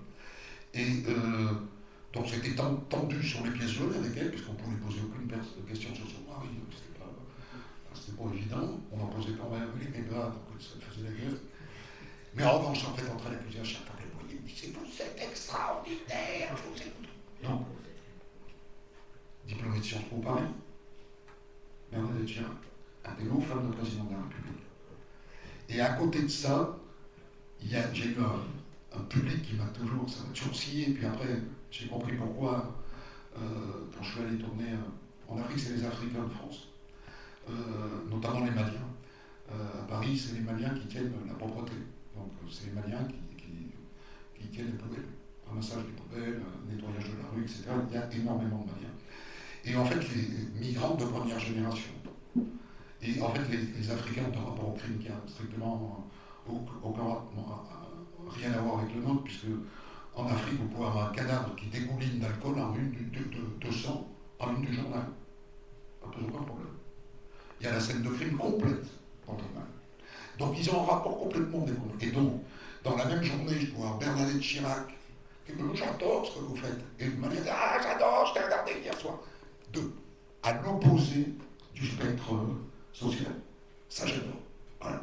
J'adore parce que je touche, c'est ça que je veux. Et donc ça entraîne une réflexion, enfin, aujourd'hui c'est des mécanismes, mais il y a quand même une réflexion sur comment écrire pour ces deux publics qui sont différents. On a une partie de l'auditorat qui est très étayée culturellement, intellectuellement, une autre qui ne l'est pas. Et il faut parler aux deux, sans que les intellos trouvent qu'on les prend pour des gogoles parce qu'on appuie trop sur les choses, etc. Et sans non plus que les gens les plus simples considèrent qu'ils ne comprennent pas une partie de ce que je raconte parce qu'ils ne sont pas assez payés. Et donc, tout l'intérêt de réfléchir à comment on écrit, il faut arriver à trouver ce chemin qui ne nous rend pas ni trop intello, ni trop vulgaire, ni trop démago, à essayer de tenir une ligne qui fait qu'aujourd'hui, sur le podcast, j'ai un auditorat jeune et féminin. Je dirais 2 tiers, 1 tiers. 2 tiers féminin pour 1 tiers masculin. Jeune, 25, 30 ans. Donc voilà, parler à tous les âges, à tous les milieux sociaux, c'était un objectif. Pour moi, je l'ai atteint. Donc, et on n'est pas nombreux à penser ça dans la tête et à le transformer en écriture. Voilà. Il ne faut pas être trop vulgaire parce que ça peut énerver l'intello et surtout le vieil intello. Mais il ne faut pas être non plus trop intello, parce que ça rend ce que je raconte inaccessible à plein de gens, et notamment à plein de jeunes. Donc, puis j'ai bougé aussi sur certains trucs, c'est-à-dire que les gens ont commencé à me raconter qu'ils écoutaient mes histoires avec leurs enfants dans la voiture. Je dis, vous êtes fous. Et oui, alors, on est parti en vacances, là, on est parti au Cap Ferret, enfin, au Cap Ferret. On est parti au Cap Ferret et on a écouté 5 histoires en voiture avec les gosses. C'est des crimes, oui, des crimes. Et je me disais, les gens sont fous. Et en fait, j'ai une petite fille qui a 10 ans. Et il y a un système d'enregistrement. Et ça ne me paraît pas fou. Parce qu'elle aussi, elle sait mettre à distance. En fait, on ne fait pas assez confiance aux gens. Les gens, ils savent très bien, je vais mettre les sujets à leur place. Et ils ne mélangent pas les choses. Donc, c'est la pratique, on évolue là-dessus. Bien, merci pour toutes vos réponses. Je pense qu'on peut passer aux questions du public. Je ne sais pas si certains ont en tête. On peut vous faire passer un micro.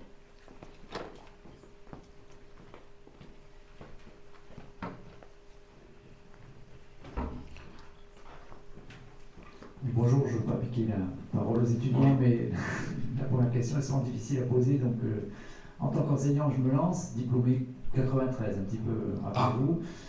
Voilà. Merci beaucoup d'être là. Vous enseignez quoi ? La science politique, la sociologie, le journalisme, accessoirement. Oui, moi j'avais 3 questions. Je suis un élève de Bernard Lacroix. Oui, ben, oui, ça reste un... Je comprends mieux les références à Bourdieu. Oui, voilà, oui. On commençait par Durkheim, on allait à Bourdieu tout de suite. Voilà. Oui, il y a une forme de pluralisme renouvelé à l'Institut, oui. Et il y a des structures quand même. Donc merci beaucoup pour votre témoignage. 3 questions sur lesquelles vous êtes tout à fait en droit de ne pas avoir un avis, mais qui sont beaucoup plus larges un peu pour dézoomer. Est-ce que vous avez un avis sur le traitement de l'actualité judiciaire dans les médias aujourd'hui, non criminels en fait, sur la façon dont on parle des questions de justice dans les médias? Vous avez parlé de Marine Le Pen, donc là c'est un tribunal correctionnel. Donc est-ce que vous avez participé beaucoup avec votre carrière à donner une représentation de ce qu'était la justice et du monde judiciaire? Donc comment vous voyez aujourd'hui les choses en dehors du crime dont vous avez très bien parlé? Deuxième question, est-ce que vous avez un avis sur la fusion du service public? Projet... Je peux répondre tout de suite à celle-là, c'est-à-dire que je n'ai toujours pas compris l'intérêt. C'est qu'on a déjà affaire à des monstres. C'est gigantesque. Ce sont des boîtes gigantesques, on va fabriquer un super monstre. Je ne vois pas où on va faire des économies. Rien ne tient dans le même bâtiment, par exemple. Non, je n'ai pas bien compris cette histoire-là. Je suppose que l'idée générale est de baisser les moyens. Je pense que c'est une bonne idée, parce que la télé est en voie de disparition, la radio est en voie de disparition. Donc faut-il continuer à surinvestir sur ces médias-là? Je ne suis pas certain. Moi je fais 10 millions de podcasts par mois, je fais plus d'auditeurs en podcast qu'à la radio, quoi, hein, pour être très honnête. Donc faut-il continuer à surinvestir dans ces vieux médias? La télévision aujourd'hui, on peut regarder un peu de replay, mais on est sur Netflix, sur Canal+, sur Amazon ou ailleurs. Donc moi je trouve que oui, effectivement, il est temps de réfléchir un peu comment réorganiser le service public de radio-télévision pour s'adapter à l'idée que tout ça est en train de disparaître. Évidemment, le service public, il y a un côté comme le canard, on lui coupe la tête et il court encore. Donc je pense que Radio France et France Télévisions continueront de courir même quand plus personne ne les écoutera et ne les regardera. Mais non, enfin voilà. Mais je n'ai pas encore bien compris comment le rassemblement de ces deux méga structures, ce que ça va apporter. On ne voit pas bien dessiner les choses. Là, on est par exemple en une sorte de fusion entre France 3 Régions et France Bleu à travers l'appellation ICI. Bon, mais je trouve ça pas clair du tout, moi. C'est-à-dire que sur mon écran de télé, il y a marqué ICI Nouvelle-Aquitaine. Mais en fait, les programmes qui passent, ils ne sont pas de Nouvelle-Aquitaine. Donc je ne vois pas l'intérêt de ce truc-là. Donc je trouve que rien de tout ça n'est clair. Mais je pense que le but final est de faire des économies. Je trouve que c'est une bonne idée, ça. Mais bon, fabriquer des monstres comme ça, France Télévisions, c'était tellement déjà titanesque titanesque comme système, et Radio France n'en parlons pas, que fusionner comme ça deux monstres, j'ai peur que ça me crée un plus gros monstre, mais je vois mal où sont les économies, je vois mal où sont les collaborations possibles, voilà, c'est pas bien clair dans ma tête. La deuxième chose concernant le traitement du sujet judiciaire par les médias, il faut faire à peu près 5 ans d'études pour devenir avocat, voire 6.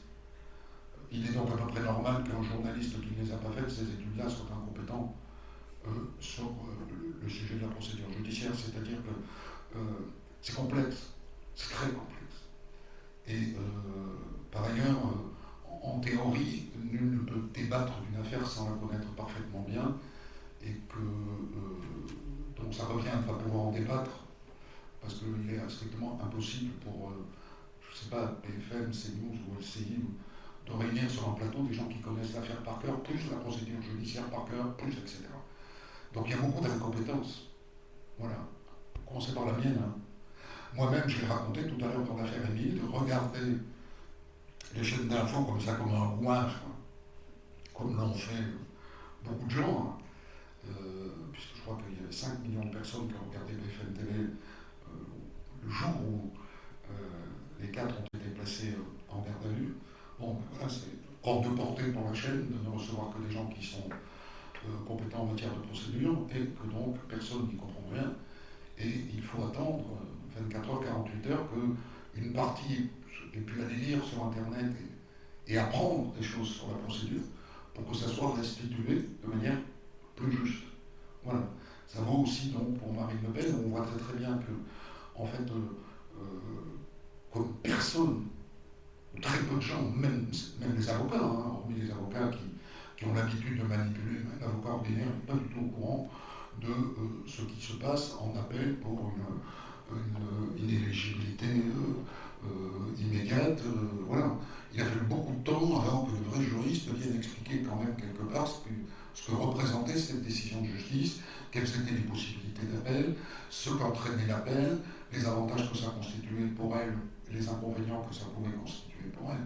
Et puis finalement, jusqu'à ce qu'on découvre que de faire appel constituait presque plus de problèmes pour elle que d'avoir été condamné en première instance. Ça prend du temps, c'est une matière complexe à laquelle peu de gens comprennent quelque chose, et je le dis avec d'autant plus de moi non plus. Enfin, je connais quand même, voilà, je connais la procédure judiciaire ordinaire en matière criminelle, mais j'avoue que là, l'inéligibilité, j'étais incompétent là-dessus. Voilà.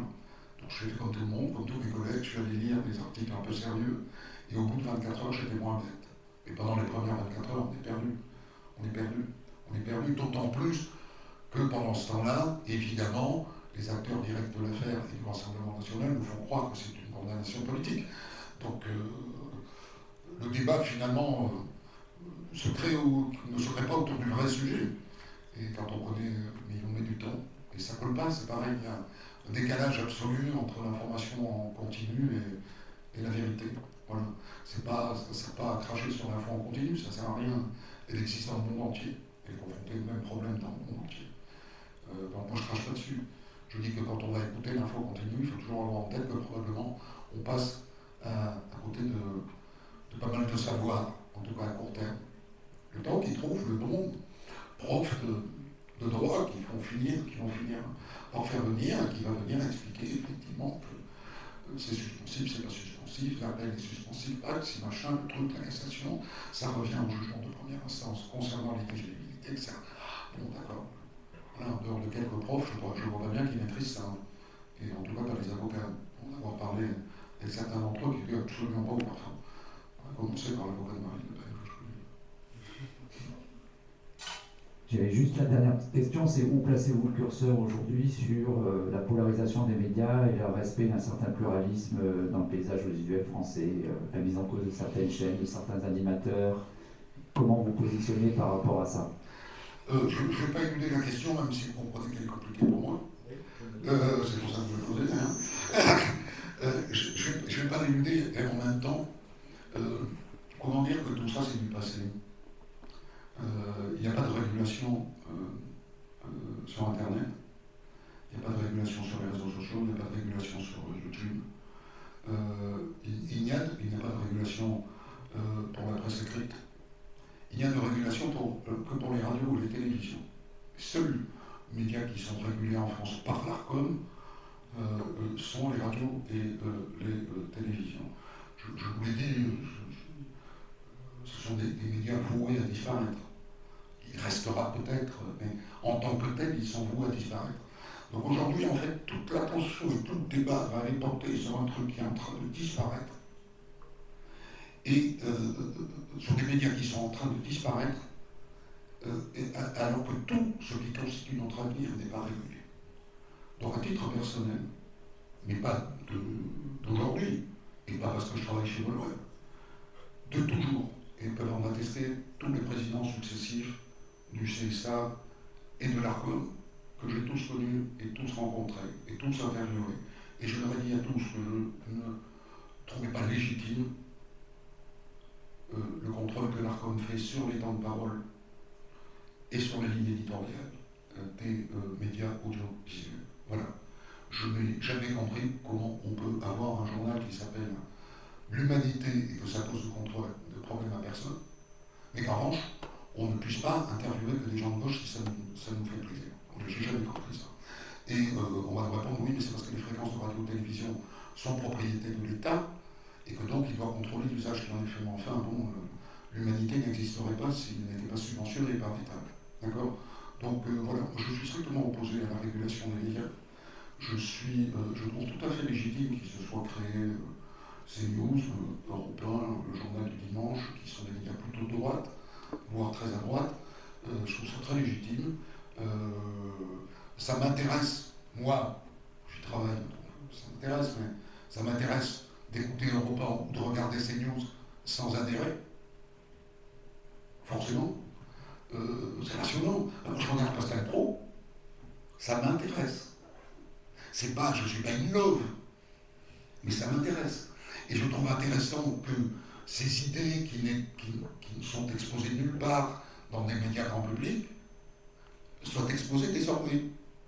On serait quand même couillon si on était en France à l'heure où Trump dirige le monde. Ça serait quand même dingue que ce courant-là de la droite nationaliste ne soit pas audible dans notre pays. Ça serait hallucinant. Donc moi, je ne partage pas une partie des idées qui sont développées dans les médias de mon groupe. Ils le savent. Ils s'en fichent que je ne les partage pas. Ils le savent. Ils me foutent une paix royale. J'ai une totale liberté. Je les remercie et je trouve légitime qu'ils fassent ce qu'ils font. Voilà. Et toute l'énergie qu'on perd actuellement, l'ARCOM a déménagé, a changé de siège. Vous vous rendez compte? En 2025, l'ARCOM qui contrôle donc la radio et la télévision, deux médias en voie de disparition, vient de changer de siège. Ils ont construit un autre bâtiment. On est chez les fous. Voilà. Alors qu'aujourd'hui, vous et moi, nous tous, on ne s'informe pas là, quoi. On s'informe ailleurs. Il n'y a pas de régulation. Il n'y a pas de régulation sur X. Il n'y a pas de régulation sur TikTok. On peut dire n'importe quoi sur TikTok ou sur X. Y compris en atteignant la loi, d'ailleurs. En contrevenant à la loi, il n'y a quasiment jamais de suite. Donc pourquoi est-ce qu'on régule l'audiovisuel privé, en tout cas? Il y a des lois. Le jour où on contrevient à la loi, il est normal qu'on soit condamné.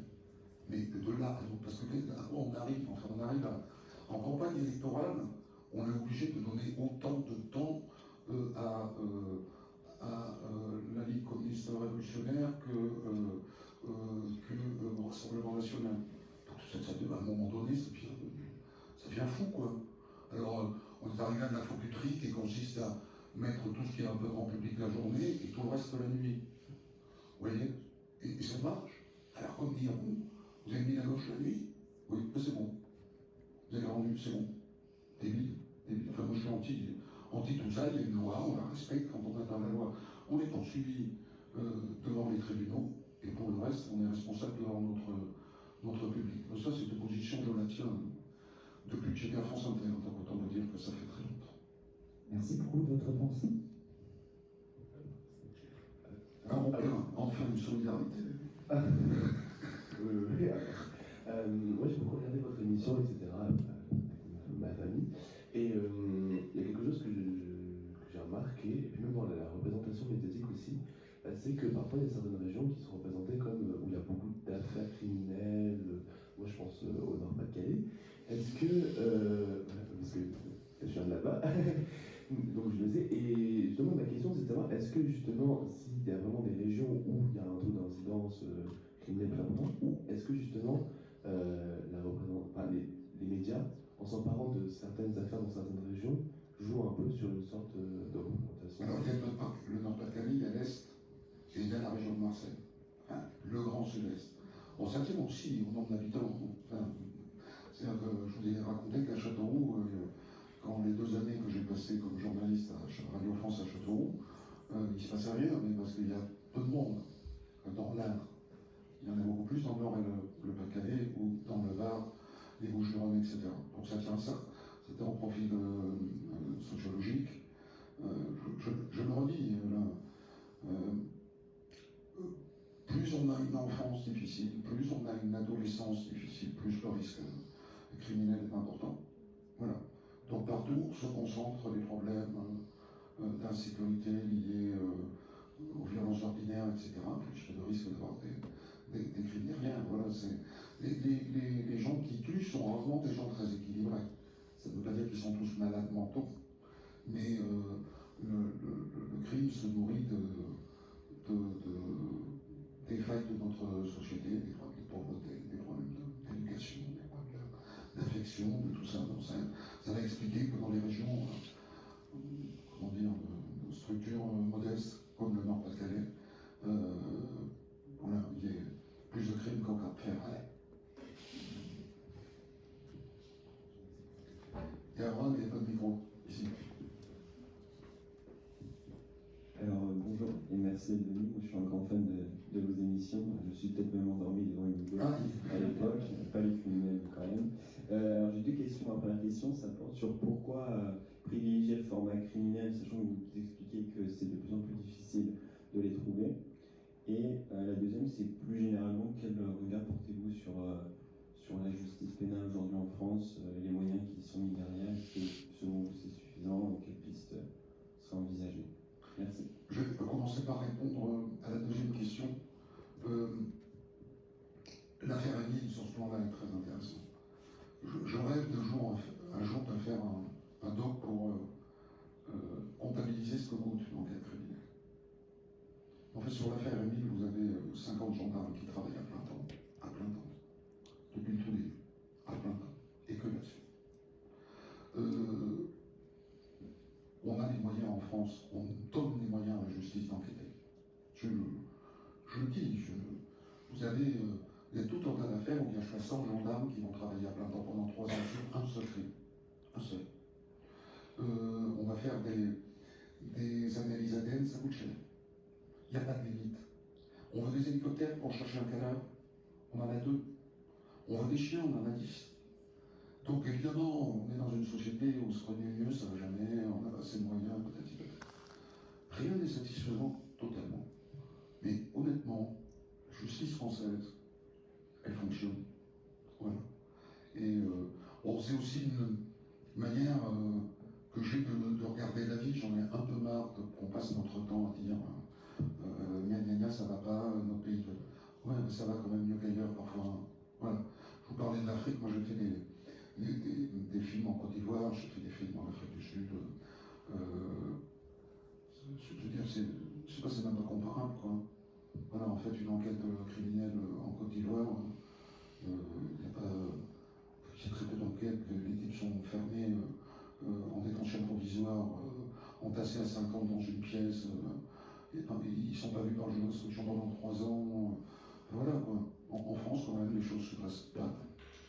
Voilà. C'est jamais totalement satisfaisant. Rien n'est jamais totalement satisfaisant.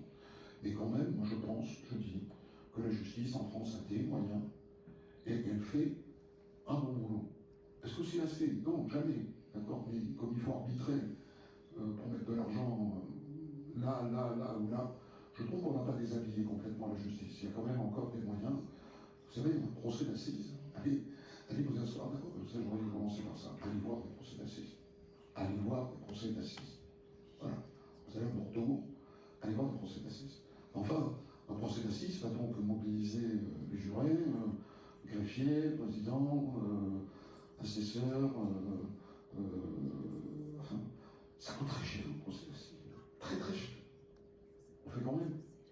On va passer 2 semaines quelquefois. La justice française va passer 2 semaines pour examiner le dossier d'un type qui a tué sa femme. Hein? C'est bien. Enfin, on y met les moyens. Et on passe beaucoup plus de temps. Christian Ranucci, dans l'affaire Rambla, donc, qui est ce type qui est condamné à mort et exécuté au tout début, à la fin des années 70 à Marseille, Ranucci, pour meurtre d'une petite fille.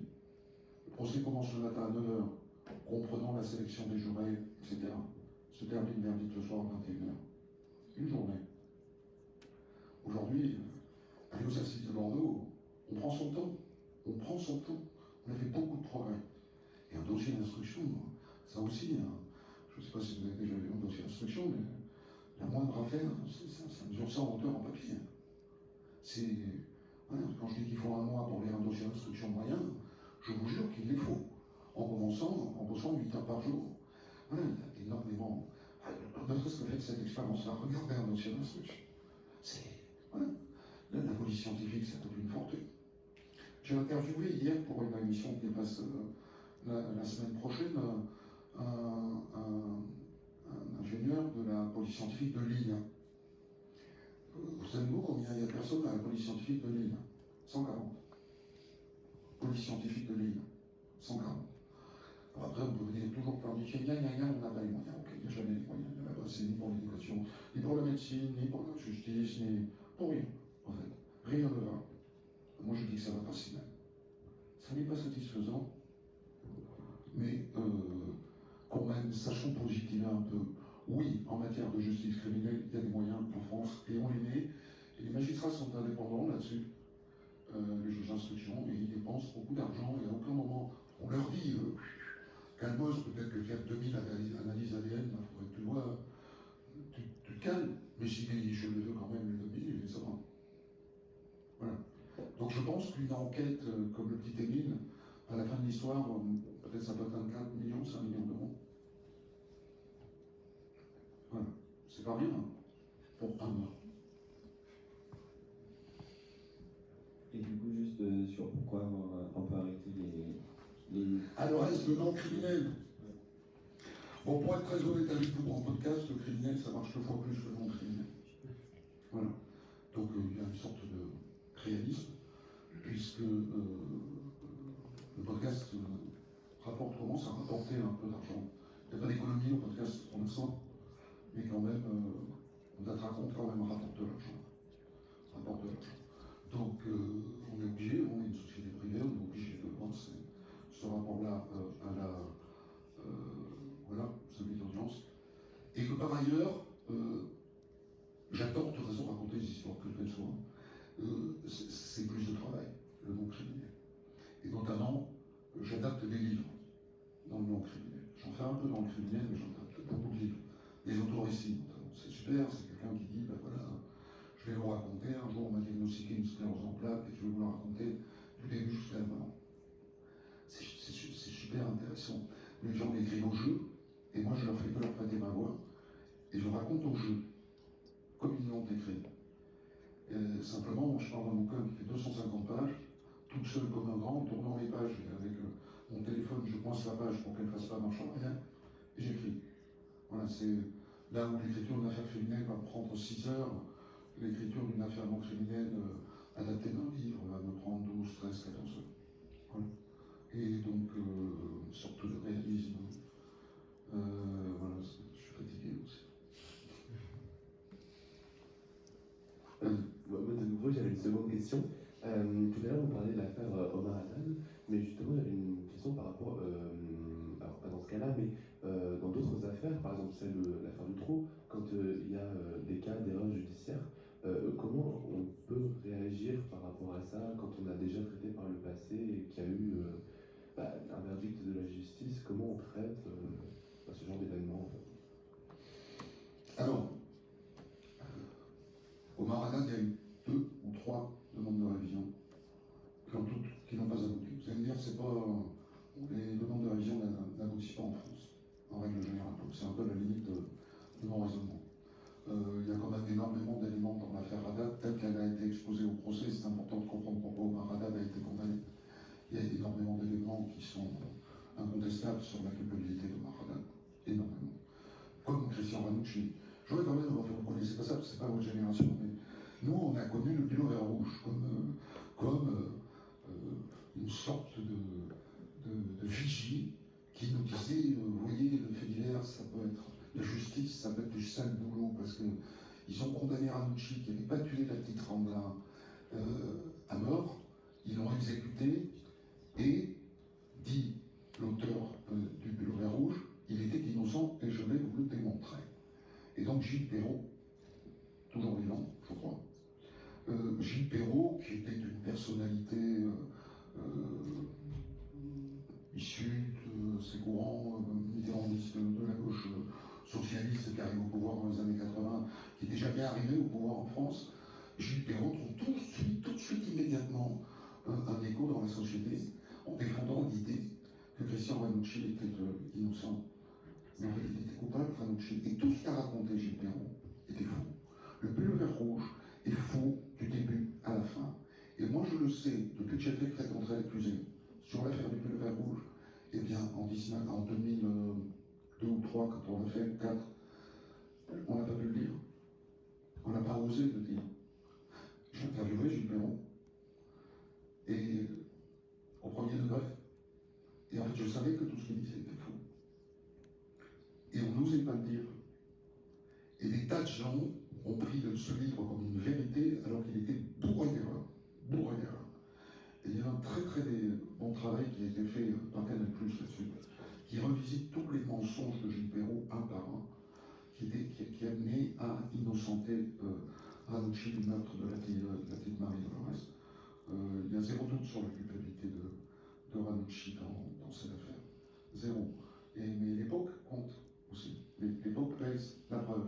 Dans les années 80 et 90, on ne pouvait pas dire que Gilles Perrault nous avait embrouillé le cerveau. On le savait. Depuis les années 2000, on le sait. Mon producteur le sait, le rédacteur en chef le sait. On n'ose pas le dire. On n'ose pas le dire. C'est dire comme quelquefois, voilà, ce qu'on appelle la vérité. Ça résonne avec une époque, quoi. C'était la vérité de cette époque-là, mais ça n'était pas la vérité. Lisez ce bouquin, ça a été vraiment à l'époque. Oui, le thème de la biologie rouge, il est innocent. Sauf que le mec. Alors, il y a eu un bouquin sur Maradat qui est du même tonneau, c'est-à-dire que si on ne connaît pas l'affaire, on peut raconter n'importe quoi. Enfin, quand on connaît le dossier, on ne peut pas raconter n'importe quoi. Dans le cas de Gilles Perrault, voilà, il a développé l'idée parce que c'était ça aussi qu'il y avait derrière, c'est un Marocain, Omar Haddad. Et il se trouve que le roi du Maroc, Hassan II, à l'époque, était en difficulté vis-à-vis de son opinion. Et un des moyens qu'il a trouvé pour ramener l'opinion marocaine à lui, ça a été de stigmatiser l'attitude de la justice française à l'égard du Marocain qui était Omar Haddad. Et donc, quand je dis qu'ils ont mis le paquet, ils ont payé des avocats. Tous les avocats d'Omar Haddad, encore aujourd'hui, ils sont tous payés par le roi du Maroc. Tous, directement. Donc, au point que Chirac a gracié Omar Haddad de l'exécution d'une peine, alors qu'il reste condamné sur le fond, mais il a gracié de l'exécution de la peine parce que le roi du Maroc le lui a demandé et qu'il avait des arguments, puisque Chirac partait avec sa maîtresse dans une résidence du roi du Maroc le week-end pour baiser. C'est ça l'histoire de toute cette remise en cause de l'affaire Omar Haddad. Voilà, je suis désolé de le dire, Omar Haddad a tué Madame Marshall, et jusqu'à nouvel ordre, il n'y a rien d'autre à dire. Moi j'avais une question par rapport à ce que vous dites sur les profilers. Vous faites souvent des blagues dessus dans vos podcasts sur le fait que vous ne les aimez pas trop. Pourtant, vous êtes fidèle. Oui, vraiment, mais vous l'avez tenu ce propos, Oui. comme quoi on peut dessiner quand même un profil type de quelqu'un qui va commettre un crime. Pourquoi du coup vous n'aimez pas les profilers et pourquoi vous dites que c'est un peu du bullshit? Je ne dis pas qu'ils sont inutiles, les profilers ou psychocriminologues en France. Simplement, à ma connaissance, il n'y a pas une seule affaire qui a été résolue grâce à eux. Pas une seule. Alors que, quand ça a été le cas dans l'affaire Émile, des psychocriminologues sont derrière une vitre sans teint, assistent à l'interrogatoire et sont capables, à une pause, d'aller dire au lieutenant de police ou au capitaine de police qui pose la question, tu devrais aller plutôt là-dessus parce que je vois physiquement sa manière quand il se tient, les yeux, tout ça, je pense, ok, ça peut aider. Mais jamais un profiler n'a permis de résoudre une enquête. Profiler, c'est une idée américaine qu'on a adaptée un peu en France, avec moins de délire. Mais bon, moi j'attends qu'un jour. Parce qu'on va nous faire le coup de l'intelligence artificielle là-dessus. Enfin, on nous le fait déjà. C'est-à-dire qu'à un moment donné, l'intelligence artificielle sera probablement plus intelligente que le profiler pour désigner quelqu'un dans une enquête. Voilà. Mais il va le faire en mélangeant aussi des aspects pratiques.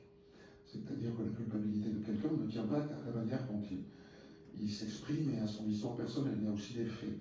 Voilà. On est, entre parenthèses, l'irruption de l'IA dans les enquêtes judiciaires va, comme partout, beaucoup changer la donne. Les logiciels aujourd'hui d'intelligence artificielle, notamment dans le traitement de tout ce qui sont les données de police technique et scientifique, la téléphonie, c'est faramineux quoi. Avant, il fallait tout faire à la main, et maintenant ça va très vite.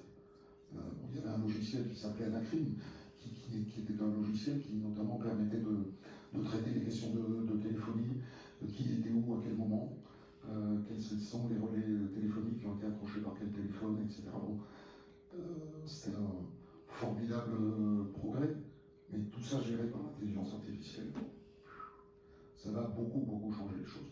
Franchement, je fais plus confiance à l'IA sur ce coup-là qu'au psychocriminologue, au profiler. Mais ça veut dire que je ne fais pas confiance aux psychologues, hein, mais parce que si vous connaissez si vous m'écoutez, vous connaissez aussi comment dire, ma réticence au travail des experts psychiatres et psychologues, à qui on accorde, à mon sens, beaucoup trop d'importance, car il s'agit de deux sciences très molles, très molles, qui font que quand on demande leur avis à deux psychiatres sur une seule personne, on peut avoir deux avis divergents. Quand on demande un avis à quatre psychiatres, on peut avoir quatre avis divergents. Il y a une affaire célébrissime qui s'appelle l'affaire Moitoiré. Moitoiré et sa copine Noëlla Ego sont des illuminés qui sont routards, qui sont sur la route, ils se baladent, ils vivent de mendicité. Et puis un jour, Stéphane Moitoiré tue un petit garçon de 44 coups de couteau. Et il est assez vite arrêté. Évidemment, la question se pose de savoir si son discernement était aboli ou pas au moment du crime, et si, à ce titre, on peut le juger ou s'il faut l'hospitaliser. L'idée de base est qu'il est schizophrène. Mais déjà, 9 psychiatres vont être interrogés dans le cadre de cette enquête, 9. Un premier groupe de 3 psychiatres. Sur les 3 psychiatres, ils sont censés rendre un avis de consensus. D'accord? Donc d'être d'accord. Ils ne le sont pas. Sauf qu'en pratique, comme c'est toujours les mêmes, etc., en pratique, ils se disent, bon écoute, je suis pas d'accord avec toi, moi je pense qu'il est schizophrène, mais toi t'es pas d'accord, ok. Je te laisse passer ce coup-là, tu m'envoies. La prochaine fois qu'on fera une expertise ensemble, c'est toi qui traduiras moi. Sauf que là, il y a un expert psychiatre qui s'appelle Paul Bensoussan, qui est une tête de mule, et qui dit, moi je ne rends pas un rapport de consensus, je rends un rapport à part. Et je dis que cette personne était schizophrène et que son discernement était aboli, alors que les deux autres disent qu'il n'est pas schizophrène et que le discernement était juste altéré. Bon, juge d'instruction a des avis divergents, il sollicite donc un nouveau collège de 3 experts, lesquels 3 experts disent tous les 3, comme le premier, que le discernement était aboli. Donc là, il pourrait dire 3 plus 1, j'en ai 4, j'ai 2 qui disent qu'il n'est pas aboli, 3 qui sont abolis, 4 qui disent qu'il est aboli, j'en reste là. Non, assez naturellement d'ailleurs. Elle a perdu, elle demande à un nouveau collège de 2 psychiatres de rendre un avis.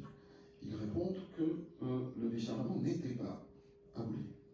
Et donc elle se retrouve avec quasi égalité des psychiatres qui disent que oui et d'autres qui disent que non. Et donc elle sollicite un dernier collège de psychiatres. Et puis à la fin, elle a 5 psychiatres qui disent que le discernement n'était pas aboli, 4 qui disent qu'il était aboli, 5, c'est plus que 4. Il sera donc jugé. Ah, quelle science, hein. Quelle drôle de science. Voilà. Donc là, je suis en train de taper le maître de l'expertise psychiatrique, Daniel Zaguri, vient de sortir un bouquin que je lis avec intérêt. Les problématiques des psychiatres étant que la moitié est psychanalyste et l'autre deux, ce qui change tout. Tout à leurs expertises, au ton de leurs expertises, ou à la manière d'écrire.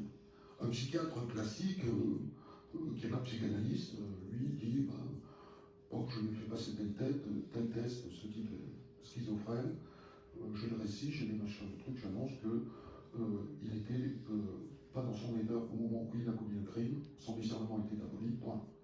Le psychanalyste, il va essayer d'expliquer tout ça. Et donc, vas-y que je me lance dans des supplications, etc. Vous avez 2 rapports d'experts psychiatres qui ne se ressemblent pas, qui ne parlent pas de la même chose, qui ne sont pas écrits pareil, qui ne contiennent pas la même matière. Voilà. Donc j'ai beaucoup de doutes sur l'expertise psychiatrique, moins sur l'expertise psychologique, puisqu'au fond, l'objet du psychologue est d'expliquer la pensée, l'objet du psychiatre est de dire si la maladie excuse ou n'excuse pas. Voilà. Il n'est pas censé dire la pensée du psychiatre. Psychologue, oui. Voilà. Après, le psychologue, il y a autant d'incohérences chez les psychologues que chez les psychiatres, hein, parce que c'est aussi des sciences extrêmement molles. Quand vous songez quand même que même des sciences comme l'ADN, on arrive à avoir des plantages, des contradictions, des erreurs, des fautes, dans des choses comme la balistique. J'ai assisté à un procès il y a 5-6 ans, où on a un mort dans une voiture. Il y a 2 suspects, celui qui est derrière lui sur le fauteuil arrière de la voiture, et celui qui est à gauche de lui et qui conduit la voiture. Donc c'est 2 axes de tir différents. Donc on sollicite 2 collèges d'experts balisticiens alliés à un médecin légiste. Donc un collège de Marseille et un collège de Lyon. Les 2 sont présents à l'audience. Donc arrivé du Marseillais. Donc le Marseillais, une caricature de Marseillais. Le jean dégueulasse qui pend au cul, le slip qui apparaît, les chaussures pourries, pas rasées. Et donc lui développe, pour lui, celui qui a tué, c'est celui qui était derrière. C'est sûr. Lui et le balisticien, ils en sont sûrs. Bon, très bien, on va dessus, avec le titre de Lyon. Costume, cravate, impeccable, top. Il développe une idée inverse. Voilà. Et c'est une science, une des plus dures qui existe, la balistique. Et malgré tout, il y a une incohérence. J'ai raconté la semaine dernière, enfin, j'ai écrit la semaine dernière, je ne sais pas quand elle sera diffusée, peut-être que c'est une des histoires qui est diffusée cette semaine, mais l'histoire d'un médecin légiste qui dit le crime a eu lieu il y a 3 heures, c'était 24 heures et pas 3 heures. Donc même la médecine légale, qui est une science, elle peut se planter. On fait trop confiance aux experts, je trouve. Alors, plus les sciences progressent, l'ADN par exemple, il peut y avoir des erreurs dans l'ADN. On peut mélanger des prélèvements. Ça arrive. Il y a tout un tas d'histoires où, pour des raisons XY, que les balistés se sont mélangés. Ça arrive. Donc on peut se planter en ADN aussi. Attention aux experts, hein, encore plus aux psychiatres aux autres, à mon avis. Merci. Ça marche. Bonjour. Bonjour. Merci pour votre présence. Alors, moi aussi, j'ai beaucoup regardé vos émissions. Donc, vous avez fait de l'activité judiciaire, des affaires, un petit peu l'un des cœurs de votre activité professionnelle. Donc, moi, ma question, c'est que est-ce qu'à un moment donné, vous avez pu être impacté psychologiquement ou mentalement par une affaire ou votre activité en ligne? Non, jamais. Je veux dire, pas plus qu'un pompier qui ramasse des suicidés du matin au soir, pas plus qu'un chirurgien cancérologue qui opère des gens qui ont des cancers, qui les voit mourir, pas plus. Un médecin de réanimation, pas plus. Voilà. Les choses, plus on les pratique, moins elles nous affectent. Voilà. On a un rapport très différent au malheur quand on a l'habitude de le fréquenter. Donc, non, je n'ai jamais été affecté. Et aussi pour cette raison ce que j'ai dit au début, c'est que j'ai pas de passion. J'ai pas de passion vis-à-vis de la matière. Les gens me disent, c'est à toi que le crime te passionne. T'es au courant de ça? Je dis, non, je suis pas au courant. Je connais l'histoire que j'ai écrite hier. Je suis sur la ligne, je suis à égalité avec eux, je ne sais rien de plus que vous sur la ligne. Je n'ai pas appelé des gendarmes pour qu'une fille n'ait pas de en dessous et tout, c'est pas. Donc, j'ai pas de. Ça ne m'affecte pas plus que ça, j'ai pas d'emprise. Après, ce qui peut affecter plus, c'est les parties civiles. Donc les mamans dont les filles ont été violées ou découpées en morceaux, ou des papas, etc. Oui, ça, la discussion est émouvante. Enfin, quand on interviewe beaucoup de gens comme ça, avec le temps, voilà. Un pompier, je vous dis, un pompier, partout, ça ramasse des suicidés du matin au soir. Hein. Voilà. En bas des immeubles, etc. Bon, ça dort la nuit, quoi. Voilà. Donc moi aussi, je dors la nuit. Mais j'en ramasse pas de cadavres. Mais j'ai vu des cadavres, beaucoup. J'ai fait des autopsies, voilà. Je suis capable, par exemple, d'assister à une autopsie sans que ça me provoque la moindre émotion. Et comme un médecin, quoi, je veux dire, un médecin voit des morts. Voilà. D'ailleurs, je pense qu'on ne voit pas assez de morts dans nos sociétés. C'est ma vie personnelle. Bonjour. Juste là. Oui.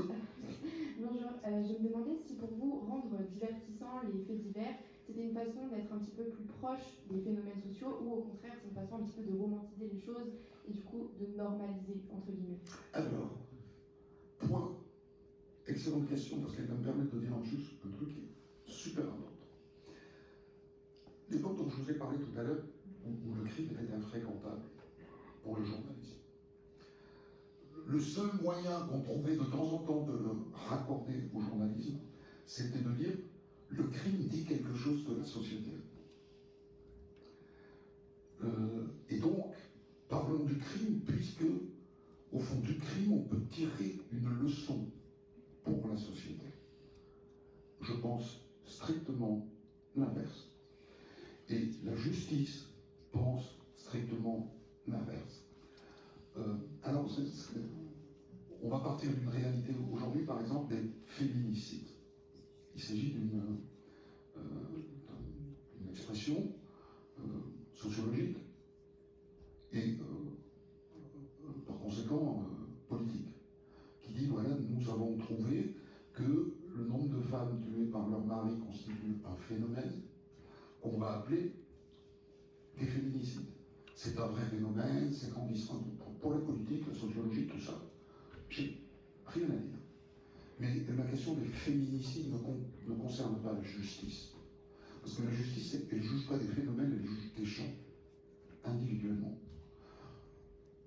pour ceux qu'ils ont commis et ceux qu'ils sont.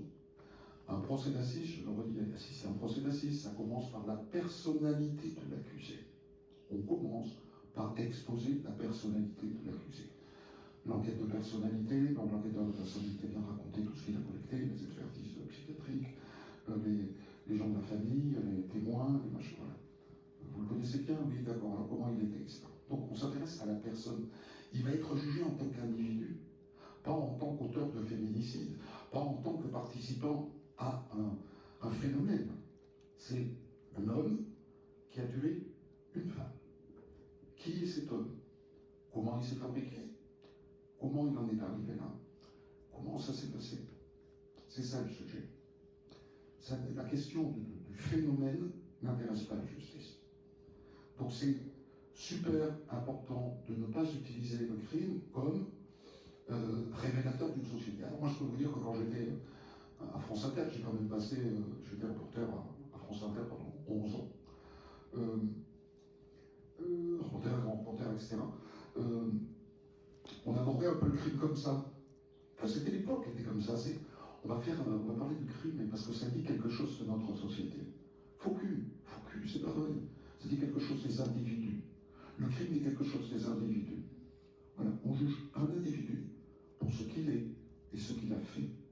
Et c'est ce qui fait que, évidemment, par exemple, le verdict est souvent peu compréhensible par l'opinion et par les gens qui n'assistaient pas au procès. Je vais vous prendre l'exemple de Jacqueline Sauvage. Vous savez qui est Jacqueline Sauvage? Jacqueline Sauvage a donc tué son mari de dos, qui était de dos, d'un coup de fusil. Il y a eu 2 procès d'assises. Elle a été condamnée 2 fois, 18 années de réclusion criminelle. 18 années de réclusion criminelle, 2 fois. Et les gens disaient, c'est une honte, son mari l'a batté, pourquoi on a condamné cette femme? On a fait tellement pression sur l'opinion que François Hollande a cru bon de la dispenser de l'exécution de sa peine, comme Jacques Chirac avait dispensé Omar Haddad de l'exécution de sa peine. Rien ne nous fiche plus en colère que ça.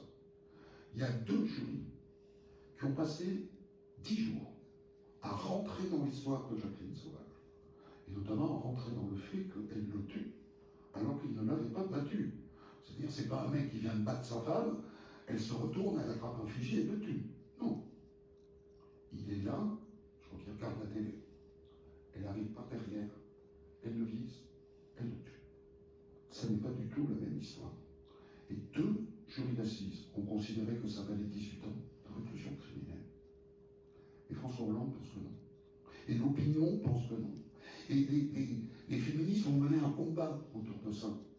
Et il s'agit d'une personne, Madame Sauvage, qui dans son contexte particulier a commis un crime à garde à mort. Qui peut-être, oui, l'a battu, mais qui ne l'a pas battu là. Elle l'a assassiné, c'était avec préméditation. Donc, pensons le crime comme un acte individuel. Après, il appartient aux sociologues et à la politique et tout ce qu'on veut d'en faire des phénomènes, bien entendu. Mais du point de vue du crime lui-même et de la justice, ça ne doit pas exister, à mon sens. Et ça n'existe pas. Et